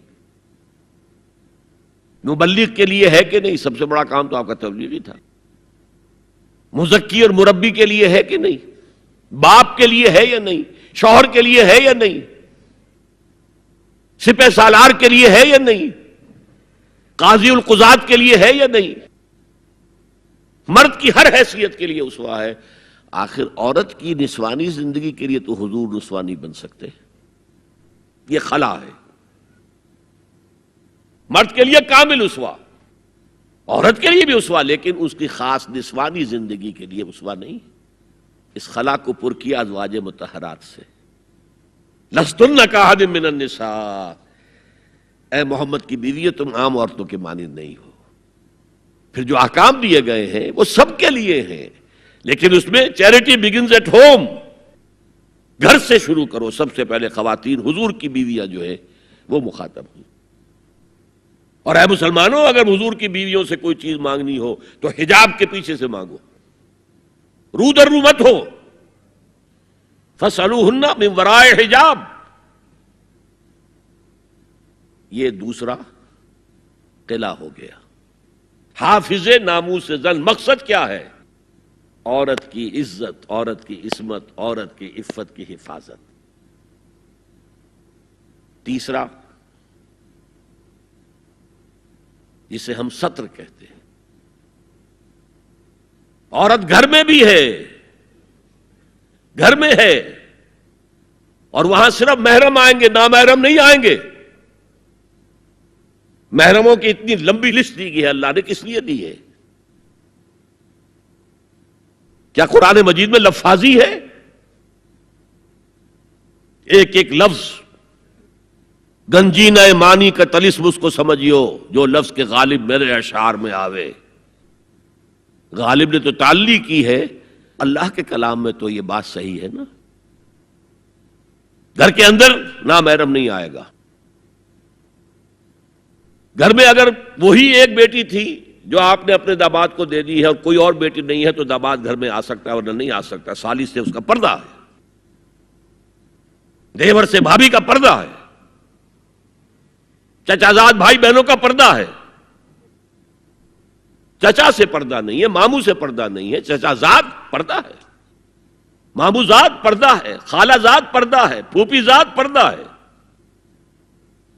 یہ سارے احکام کس لیے دیے گئے؟ گھر کے اندر بھی ستر اور نگاہیں نیچی. مولانا حمید الدین فراہی نے ایک نکتہ بیان کیا کہ سورہ احزاب میں جو پردے کا بیان ہے وہ ہے گھر سے باہر کا پردہ. جب اے نبی کہہ دیجئے قل لازواجک و بناتک و نساء المؤمنین یدنین علیہن من جلابیبہن. جلباب کہتے تھے ایک بڑی چادر. کوئی عربوں کی تہذیب میں موجود تھی دو چیزیں. گھر میں ان کے ایک دوپٹہ ہوتا تھا جسے خمار کہتے تھے. خمار، خمرہن کا لفظ آیا ہے سورہ نور کے اندر. گھر سے باہر نکلتی ہوئی وہ اپنا پورا وجود ایک چادر میں لپیٹ لیتی تھی لیکن چہرے کا پردہ نہیں تھا. اب فرمایا گیا اے نبی اپنی بیویوں سے اور اپنی بیٹیوں سے اور اہل ایمان کی بیویوں سے. اب بات آگے بڑھ رہی ہے، اہل ایمان کی بیویاں شامل ہو گئی اس لیے کہ تو ساری بات ہی ازواج مطہرات سے جو ہو رہی ہے اس لیے ہو رہی ہے کہ وہ اسوہ بنے مسلمان خواتین کے لیے. ان سے کہہ دیجئے وہ اپنی چادروں کے پلو لٹکا لیا کریں. یہ جو گھونگھٹ کا تصور بعد میں ہوا ہے یہ ہے تیسرا پردہ. سطر کی حد تک ہے سطر آپ نے، اور اس میں بھی کیسے کیسے احکام دیے گئے. لباس وہ پہنو جو ڈھیلا ہو، تنگ نہ ہو، ٹائٹ نہ ہو، جو جسم کے نشیب و فراز کو واضح کر رہے ہو. اتنا باریک نہ ہو کہ جسم جھلک رہا اس میں سے. اور اس پر اضافہ وَاضْرِبْنَا بِخُمُرِهِنَّ عَلَى جُيُوبِهِنَّ. اپنے گریبانوں کے اوپر اپنی اوڑھنیوں کے، یہ خمار آ گیا کہ اوڑھنی ہوتی ہے، اس کے بکل مار لو تاکہ نسوانی حسن کا ایک بڑا حصہ ہے یہ چھاتی جو ہے اس کو اور ایک کور ایڈیشنل مل جائے. کرتا تو ہے ہی لیکن وَاضْرِبْنَا بِخُمُرِهِنَّ، خمار کی جمع خمر. سورہ احزاب میں آیا جلابیب، جلباب کی جمع، وہ بڑی چادر جس میں لپٹ کر گھر سے نکلتی تھی. لیکن یہ کہ یہاں پر خمرہن، خمار کہتے ہیں اوڑھنی کو جو گھر میں بھی استعمال ہوتی ہے، تو وہ سر پر بھی ہو اور اس کا ایک بکل جو ہے تمہاری سینے پر بھی آ جائے، ایڈیشنل کورنگ. اس کے باوجود بھی نگاہیں نیچی رکھو. باپ کی نگاہ بھی نہ پڑے تمہارے نسوانی حسن پر، وہ بھی مرد ہے. بھائی کی نگاہ نہ پڑے. اہل ایمان تم بھی اپنی نگاہیں نیچی رکھو اور اہل ایمان عورتوں تم بھی اپنی نگاہیں نیچی رکھو. اور آج انسسٹ جو ہے، باپ کا بیٹی سے ملوث ہو جانا اور بیٹے سے ماں کا ملوث ہو جانا اور بہنوں اور بھائیوں کے درمیان، یہ اس قدر پھیل چکا ہے. امریکہ کے اندر وہاں سب سے مہنگے ڈاکٹر جو ہے وہ سائیکیٹرسٹ ہیں، سب سے مہنگی دوائیاں جو ہیں وہ دماغ امراضی کی ہیں.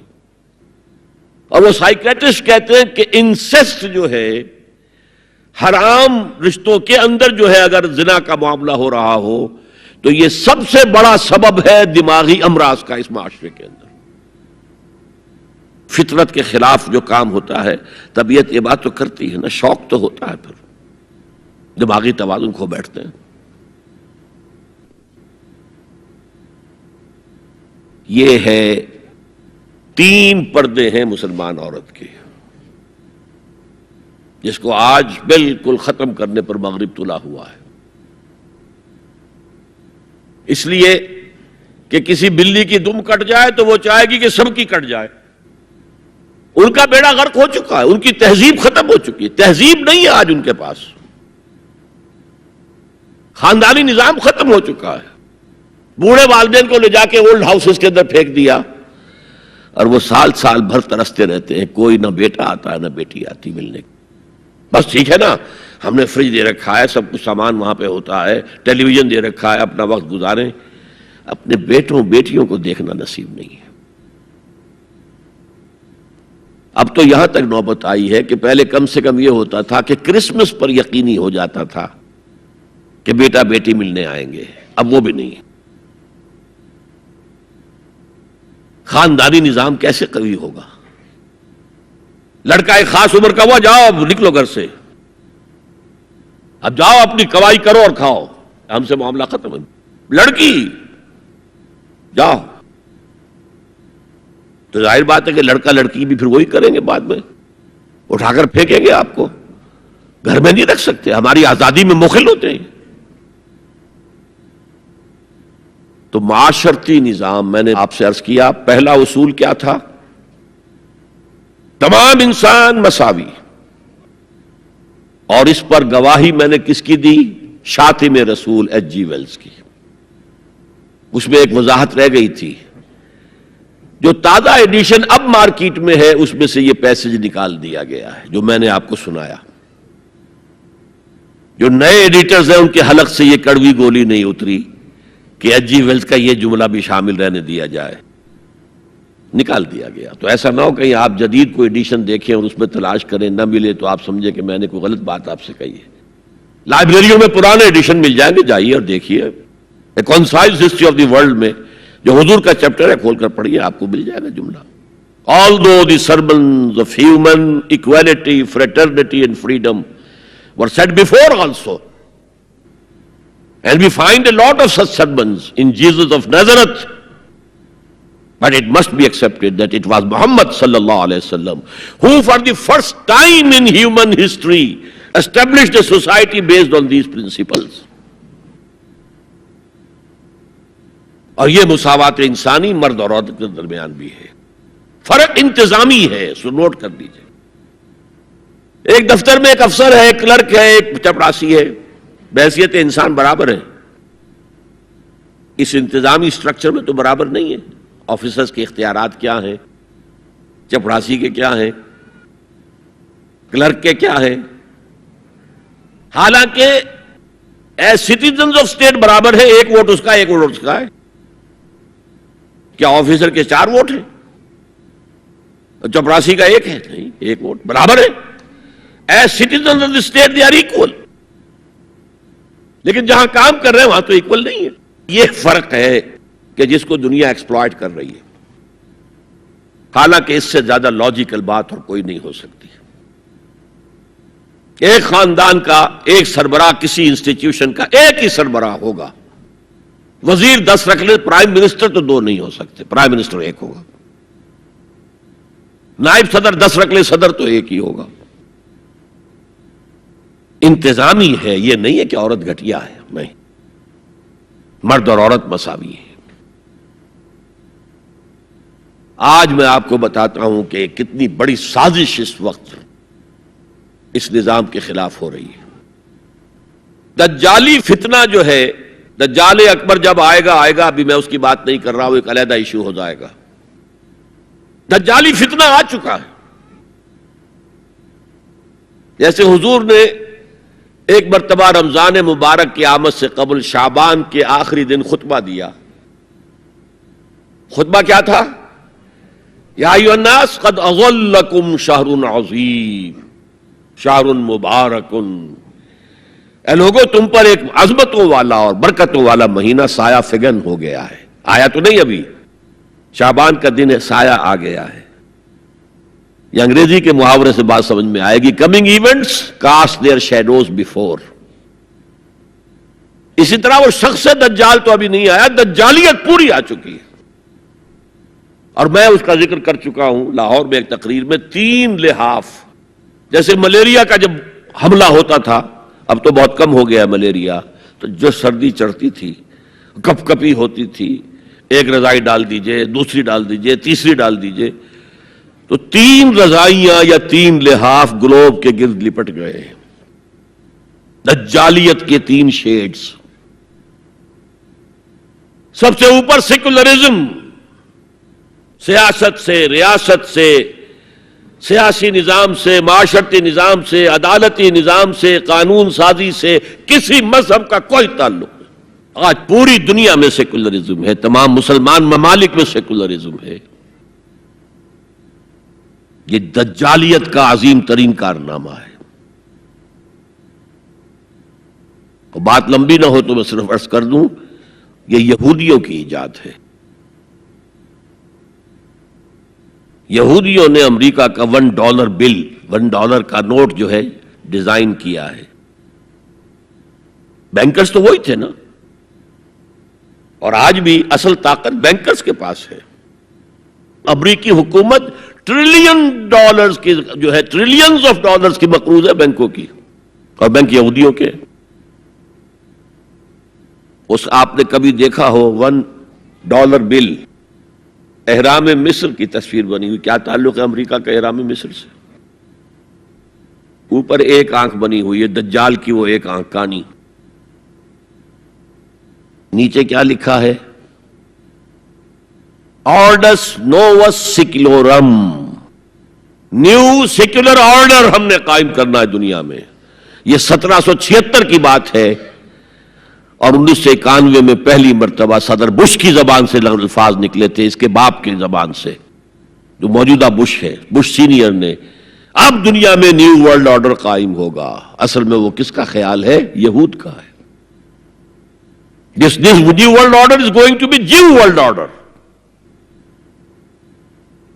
اور جو ہے بالکل ایک مائنورٹی، مائنیوٹ مائنورٹی. کل دنیا میں 1 کروڑ یا 1.25 کروڑ یا 1 کروڑ 30 لاکھ 13 ملین بس. تو اگر مذہب اور ریاست کا کوئی تعلق ہو تو ان کی کیا حیثیت ہے؟ اور جب مذہب ایک طرف رکھ دیا گیا تو برابر کے شہری ہے. یہ سیکولرزم اس لیے یہودیوں کی ایجاد ہے. پوپ کے خلاف بغاوت کروانے والے یہودی ہیں، پروٹیسٹنٹ مذہب پیدا کرنے والے یہودی ہیں، سود کی اجازت لینے والے یہودی ہیں.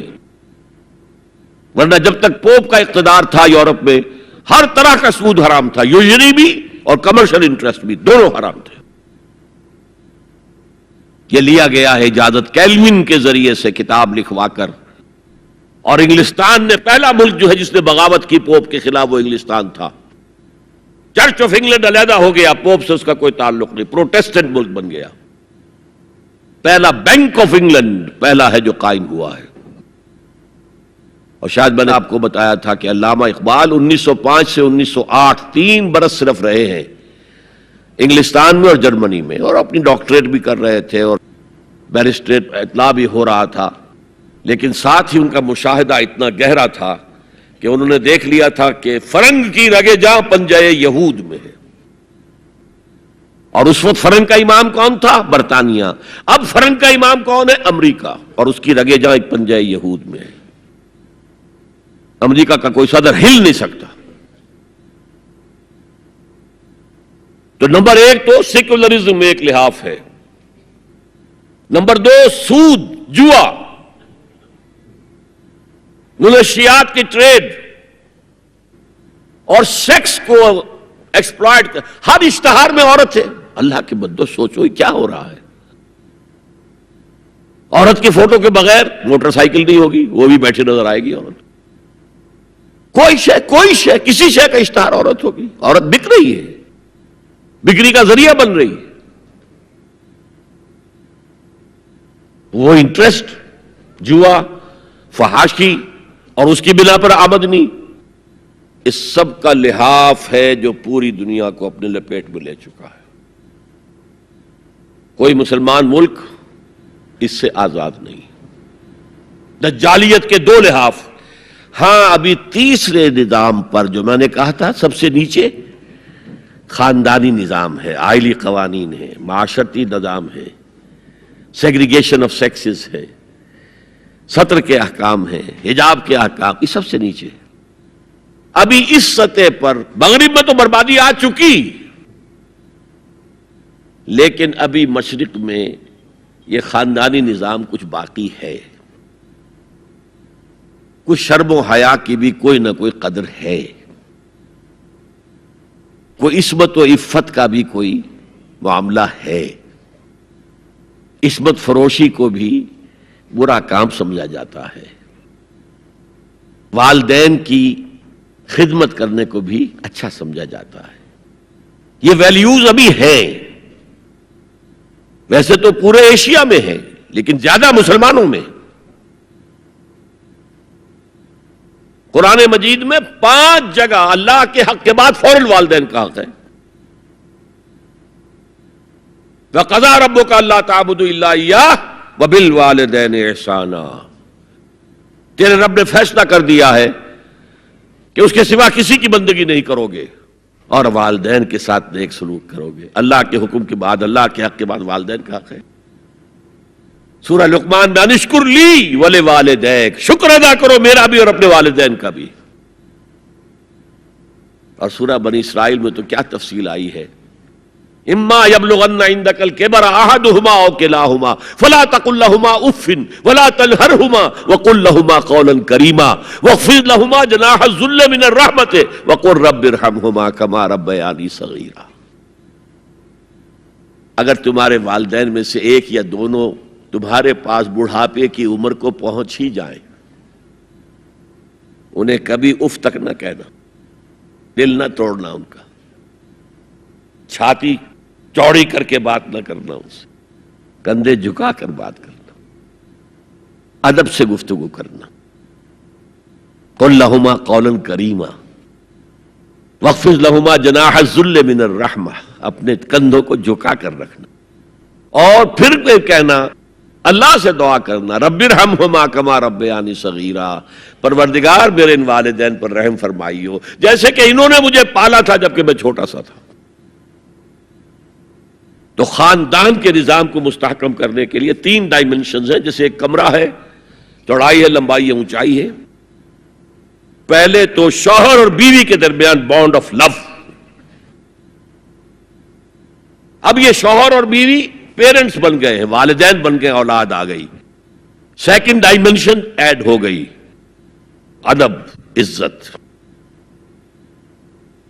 اور بہن بھائی ہے، اخوت، جس کو کہ وہ کہہ رہا ہے جی ویلز بھی، فریٹرنٹی. خاندان کا ادارہ مستحکم. یہاں ایک نقطہ اور بیان کر دوں. لیگل لیول پر بیوی کے حقوق کم ہیں، شوہر کے زیادہ ہیں. الرجال قوامون علی النساء، سیدھی سیدھی بات ہے اور ہمیں ڈٹ کر کہنا چاہیے. یہ اس سے زیادہ معقول بات کوئی نہیں. کسی ادارے کے 2 سربراہ برابر کے اختیارات والے نہیں ہو سکتے. لیکن اخلاقی طور پر جو ماں کا حصہ ہے، باپ کا حصہ اس سے 1/3 ہے. قرآن مجید میں آیا ہے نا، حملتہ امہ وہنا علی وہن وفصالہ فی عامین ان اشکر لی ولوالدیک. اسے اٹھائے رکھا اس کی ماں نے اپنے پیٹ میں، کمزوری پر کمزوری جھیل. کمزوری تو ہو رہی ہے، اس کا خون چوس رہا ہے اندر، جھونک جو ہے وہ چوس رہی ہے خون اس کا. اور سب ماؤں کو تو اتنی نرشمنٹ موجود نہیں ہوتی کہ آپ پریگننسی میں اس کے لیے ضروری نرشمنٹ فراہم کر دیں. وہنن علی وہن، کمزوری پر کمزوری جھیل کر بھی اپنے پیٹ میں اٹھائے رکھا. وفصالہ فی عامین، اور پھر دودھ چھڑانا ہوا 2 سالوں میں. وہ جھونک جو ہے وہ پھر اس کی چھاتیوں سے چمٹ گئی. لہذا اس کا حق 3 گنا زیادہ ہے باپ سے. ایک صحابی حضور سے پوچھتے ہیں، حضور میرے حسن سلوک کا اولین مستحق کون ہے؟ فرمایا تمہاری والدہ. پھر پوچھا ان کے بعد کون؟ پھر کہا تمہاری والدہ. پھر پوچھا ان کے بعد کون؟ پھر کہا تمہاری والدہ. پھر پوچھا ان کے بعد کون؟ تو کہا تمہارے والد. 3 درجے. اور یہ جو فرمایا الجنت تحت اقدام الامہات، جنت تو ماؤں کے قدموں تلے ہے، یہ باپ کے بارے میں تو نہیں فرمایا. یہ ہے ایکویشن، بیلنس. اسلام قسط کی بات کرتا ہے، انصاف کی بات نہیں کرتا. انصاف تو یہ کہ آدھی روٹی ادھر دے دو آدھی ادھر دے دو، انصاف ہے، یہ اچھی چیز ہے. یہ قسط یہ ہے کہ بوجھ اٹھانا ہے تو جو زیادہ قوی ہے اس کو زیادہ بوجھ دو اٹھائے، اور جو کمزور ہے اسے کم بوجھ دو. یہ قسط ہے. تو اسلام نے عورتوں پر ذمہ داریاں کم رکھی، ان کے اختیارات کم رکھے، لیکن اولاد پر حق ماں کا 3 درجے فائق رکھا. اور اس سے وہ خاندان کا ادارہ جو ہے مستحکم ہوتا ہے. تو آج کیا سازش چل رہی ہے؟ ویسٹ تلا ہوا ہے ایسٹ کے اندر بھی خاندانی نظام کو ختم کرنے پر. پہلے ایک کانفرنس ہوئی تھی، عالمی کانفرنس، ویمن فریڈم کی کانفرنس قاہرہ میں، پھر ہوئی بیجنگ کائرو، اور پھر بیجنگ +5 کانفرنس. بیجنگ کانفرنس کے 5 سال بعد یونائٹڈ نیشنز جنرل اسمبلی کے تحت ہوئی. اور ان سب کا مقصد کیا ہے؟ پروسٹیٹیوشن کو ایک باعزت پیشہ سمجھا جائے. یہ بھی محنت ہے نا. ایک مزدور اپنے جسمانی مسکولر طاقت استعمال کر رہا ہے، ویج لے رہا ہے. ایک عورت اپنے جن سے اس کو استعمال کر رہی ہے، لے رہی ہے. اب اس کا نام پتہ کیا رکھا گیا؟ Sex worker. سیکس ورکرز بالکل برابر ہوں گے، باعزت ہوں گے، ان کی کوئی آپ یہ نہیں کہہ سکتے کہ غلط کام کر رہے. ہومو سیکسولیٹی کو بھی ایک نارمل ایٹیٹیوڈ قرار دیا جائے، یہ اب نارمل نہیں ہے. آپ کو معلوم ہے امریکہ میں، سویڈن میں تو بہت پہلے سے تھا، برطانیہ میں تھا، ہومو سیکسول میرجز. 2 مردوں کی شادیاں ہو رہی ہیں، ان میں سے ایک شوہر ہے اور ایک بیوی ہے، اور رجسٹر ہو رہی ہے شادی، رجسٹر. اب امریکہ میں بھی شروع ہو چکی ہے، کئی اسٹیٹس میں، کیلیفورنیا سے شروع ہوئی ہے، جو ہالی ووڈ اس کا گھر ہے. نمبر 3، طلاق اور وراثت میں مرد اور عورت برابر ہونے چاہیے. جب عورت چاہے طلاق دے دے.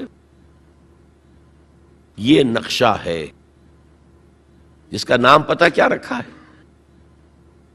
Social engineering programme of the United Nations Organization. یہ نیو انجینئرنگ ہے معاشرے کو. جیسے کہ کہا رومی نے، گفت رومی ہر بنائے کوہنا کا باداں کنند، تو نہ دانی اولا تعمیر را ویراں کنند. رومی نے کہا کہ جب بھی کبھی کوئی نئی تعمیر کرنی ہو تو پچھلی تعمیر کو گرانا پڑتا ہے.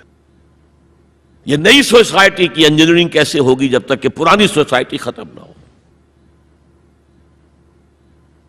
عظیم فتنہ ہے یہ social engineering programme of the United Nations Organizations General Assembly. یہ دجالی فتنے کی وہ سب سے نچلی سطح ہے جو ابھی عالم اسلام کے اوپر پوری طرح نہیں آئی. اگرچہ عالم اسلام کی ایلیٹ اکثر و بیشتر اس رنگ پہ جا چکی ہے، مغربی ویلیوز اور مغربی تہذیب کے اثرات آ چکے ہیں، لیکن ابھی نچلی سطحوں پر درمیانی طبقوں میں کچھ نہ کچھ مشرقی اقدار ہیں، کچھ شرم و حیا کی قدر و قیمت ہے، عصمت و عفت کی کوئی قدر و قیمت ہے. اور اصل میں یہ یہودی پروگرام ہے، تمام انسانوں کو حیوان بنا دو، اور حیوانوں کو ایکسپلائٹ کرنا ہمارا حق ہے. انہوں نے جو نام دے رکھا ہے پوری دنیا کو، گوئمز اینڈ جینٹائلز. یہ جو ان کی کتاب تالمود ہے، یہ تورات کی باتیں نہیں جو میں بتا رہا ہوں، ان کی تالمود جو کہ فقہ کی کتاب سمجھ لیجئے، اس میں لکھا ہے کہ جب سوائے ہمارے فل ہیومن بینگ صرف ہم ہیں، باقی سب یہ حیوان ہیں انسانی شکل میں. اور حیوان کو استعمال کرنا انسان کا حق ہے. گھوڑے کو تانگے میں جوتیں گے بگی میں، ہمارا حق ہے. بیل کو آپ جوت دیں گے ہل میں، حق ہے. اسی طرح انسانوں کو ایکسپلائٹ کرنا ہمارا حق ہے. البتہ جیسے گھوڑے کو بھی کچھ دانہ ڈالیں گے شام کو تو اگلے روز استعمال کریں گے نا اسے، تو کچھ نہ کچھ انہیں بھی دینا چاہیے. تمام دنیا مزدور بن جائے، انسانی اخلاقیات ختم ہو جائیں اور یہ حیوانوں کی طرح کام کریں. البتہ اس میں سے ہم کچھ ان کو بھی دیں گے، باقی ملائی ہم کھسیٹ لیں گے اپنے بینکنگ کے نظام کے تحت. وہ حکومت اپنی پوری دنیا پر نہیں چاہتے. اصل میں یہ بات آئی گئی ہے تو عرض کر دوں، وہ کولونیلزم ختم ہو چکا ہے کہ انگریز یہاں آیا تھا اور ڈچ کہیں پہنچ گئے تھے، انڈونیشیا، سماٹرا، جاوا، اور کہیں فرانسیسی آ گئے تھے شام پر اس کا، اور الجزائر پر اس کا قبضہ تھا. یہ تھا ڈائریکٹ کولونیلزم. اب اس میں ہوتا کیا تھا؟ وقتاً فوقتاً بغاوتیں اٹھتی تھیں، لوگ مارتے تھے ان کو، یہ ان کو مارتے تھے. انہوں نے کہا یہ بستر تو لپیٹ دو، ایک نیا کولونیلزم شروع کر دو. ورلڈ بینک 1950 میں قائم ہو گئے. ہمیں آم کھانے ہیں، پیڑ گرنے سے کیا فائدہ؟ براہ راست حکومت کریں گے تو ریزنٹمنٹ ہوگی، وہ ہمیں ماریں گے، ہمیں بہت خرچ کرنا پڑے گا انہیں دبانے کے اوپر. کیا ضرورت ہے؟ پوری دنیا کو ایک گلوبل اکانومی کے شکنجے میں لے آؤ. World bank and IMF، international monetary fund, ان کے شکنجے میں کس لو. بس سب کام کریں اور وہ بھی کھائیں، کچھ کھائیں تبھی تو اگلے روز کام کر سکیں گے. لیکن یہ کہ ہم کھینچ لیں گے. وہ جو سونے کی چڑیا تھی، اگر ہم ایسے ہی سونا کھینچ لیں اپنے گھروں میں بیٹھے ہوئے تو ہمیں کیا ضرورت ہے وہاں جائیں اور ان کو ماریں اور وہ ہمیں ماریں. یہ ہے یہود کا سوچ. ہاں گریٹر اسرائیل وہ بنانا چاہتے ہیں، اور ایک ہی سبب ہے عراق پر حملے کا، ایک ہی سبب ہے. It's the beginning of coming into existence of Greater Israel. Sharon نے کہہ دیا تھا، یاد ہوگا شاید، ان قریب عراق پر ہمارا قبضہ ہوگا. گریٹر اسرائیل میں عراق شامل ہے. پہلے کہتے تھے دریائے فرات تک، اب کہتے نہیں، دریائے دجلہ تک، ٹائگرس تک، یوفریٹ سے آگے بڑھ کر تاکہ سارا جو بھی زرخیز دو آبا ہے وہ بھی ہمارے قبضے میں آ جائے. تو یہ تیسرے لیول کے اوپر جب انسان حیوان بن جائے، جب اس کو کوئی فرق کرنے کی ضرورت نہ ہو کہ یہ بیٹی ہے اور یہ بیوی ہے، کیا ضرورت ہے؟ حیوان کوئی فرق کرتے؟ جب ہم بھی حیوان ہی ہیں. ڈارون کے نظریے نے حیوان بنا دیا تو حیوان کوئی فرق کرتا ہے ماں بیٹی اور بیوی میں؟ ہم نے خامخواہ اپنے اوپر قدغنیں لگا رکھی ہیں. گو ہیڈ، جس طرح بھی چاہو اپنی سیکشول ارتھ کو پورا کرو. زنا تو ان کے ہاں پہلے بھی جرم نہیں تھا، زنا بالجبر جرم تھا. اور اب تاریخ نے عجیب کرشمہ دیکھا ہے. مسلمان ملک ترکی ہاتھ جوڑ رہا ہے کتنے سالوں سے کہ ہمیں بھی یورپین یونین میں شامل کر لو. وہ بار بار ٹھوکریں مارتے، دفع ہو جاؤ. اب انہوں نے کیا کیا ہے؟ یورپین یونین نے کہا تمہارے قوانین میں سے یہ قوانین جو ہیں ہمارے تصور کے خلاف ہیں. 181 قوانین میں انہوں نے ترمیم کر دی. Let it become compatible with the European Union's laws. آپ کو معلوم ہے محاورہ ہے، round peg in square hole fit نہیں ہوگا، یا square peg in round hole fit نہیں ہوگا. اس کے چاروں کونے تراش دو تاکہ جا سکے. اور سب سے بڑا جو مجھے صدمہ ہوا، اتا ترک کے اس ترکی میں زنا کوئی قابل سزا جرم نہیں تھا. اب یہ جو پارٹی آئی تھی، یہ کچھ کہا گیا تھا، کچھ اسلامی ذہن کے لوگ ہیں، یہ ہیں وہ ہیں، انہوں نے ایک بل جو ہے اپنی اسمبلی میں پیش کرنے کے لیے تیار کر لیا کہ زنا کو بھی قابل تعزیر جرم قرار دیا جانا چاہیے. یورپین یونین والوں نے شور مچا دیا، ایک طرف ہمارے ساتھ آنا چاہتے ہیں، دوسری طرف یہ کام کرنا چاہتے ہو، انہوں نے فوراً اپنا وہ بل واپس لے لیا۔ یہ حال ہے آج ہمارا، میرا یہ حال بوٹ کی ٹو چاٹتا ہوں میں، اور ان کا یہ حکم دیکھ میرے فرش پر نہ رینگ، کیا کر رہا ہے؟ وہ بوٹ کی ٹو چاٹنے کے لیے فرش پر تو پڑنا ہی ہوگا نا، لیکن یہ کہ میرے فرش پر نہ رینگ، میرے قالین کو خراب نہ کر۔ اس تیسرا معاشرتی اور سماجی نظام کا معاملہ ہے کہ جو اس وقت ان کا ٹارگٹ ہے۔ اسی لیے میں نے اسے اپنی آج کی پوری گفتگو کا عنوان بنایا، سمجھیں کیا خطرات آ رہے ہیں، اپنی قدروں کی طرف پلٹیں۔ اس دور میں سب مٹ جائیں گے، ہاں باقی وہ رہ جائے گا جو قائم اپنی راہ پہ ہے اور پکا اپنی ہٹ کا ہے۔ ہمارے لیے اسوہ ازواج مطہرات ہیں، ہماری خواتین کے لیے،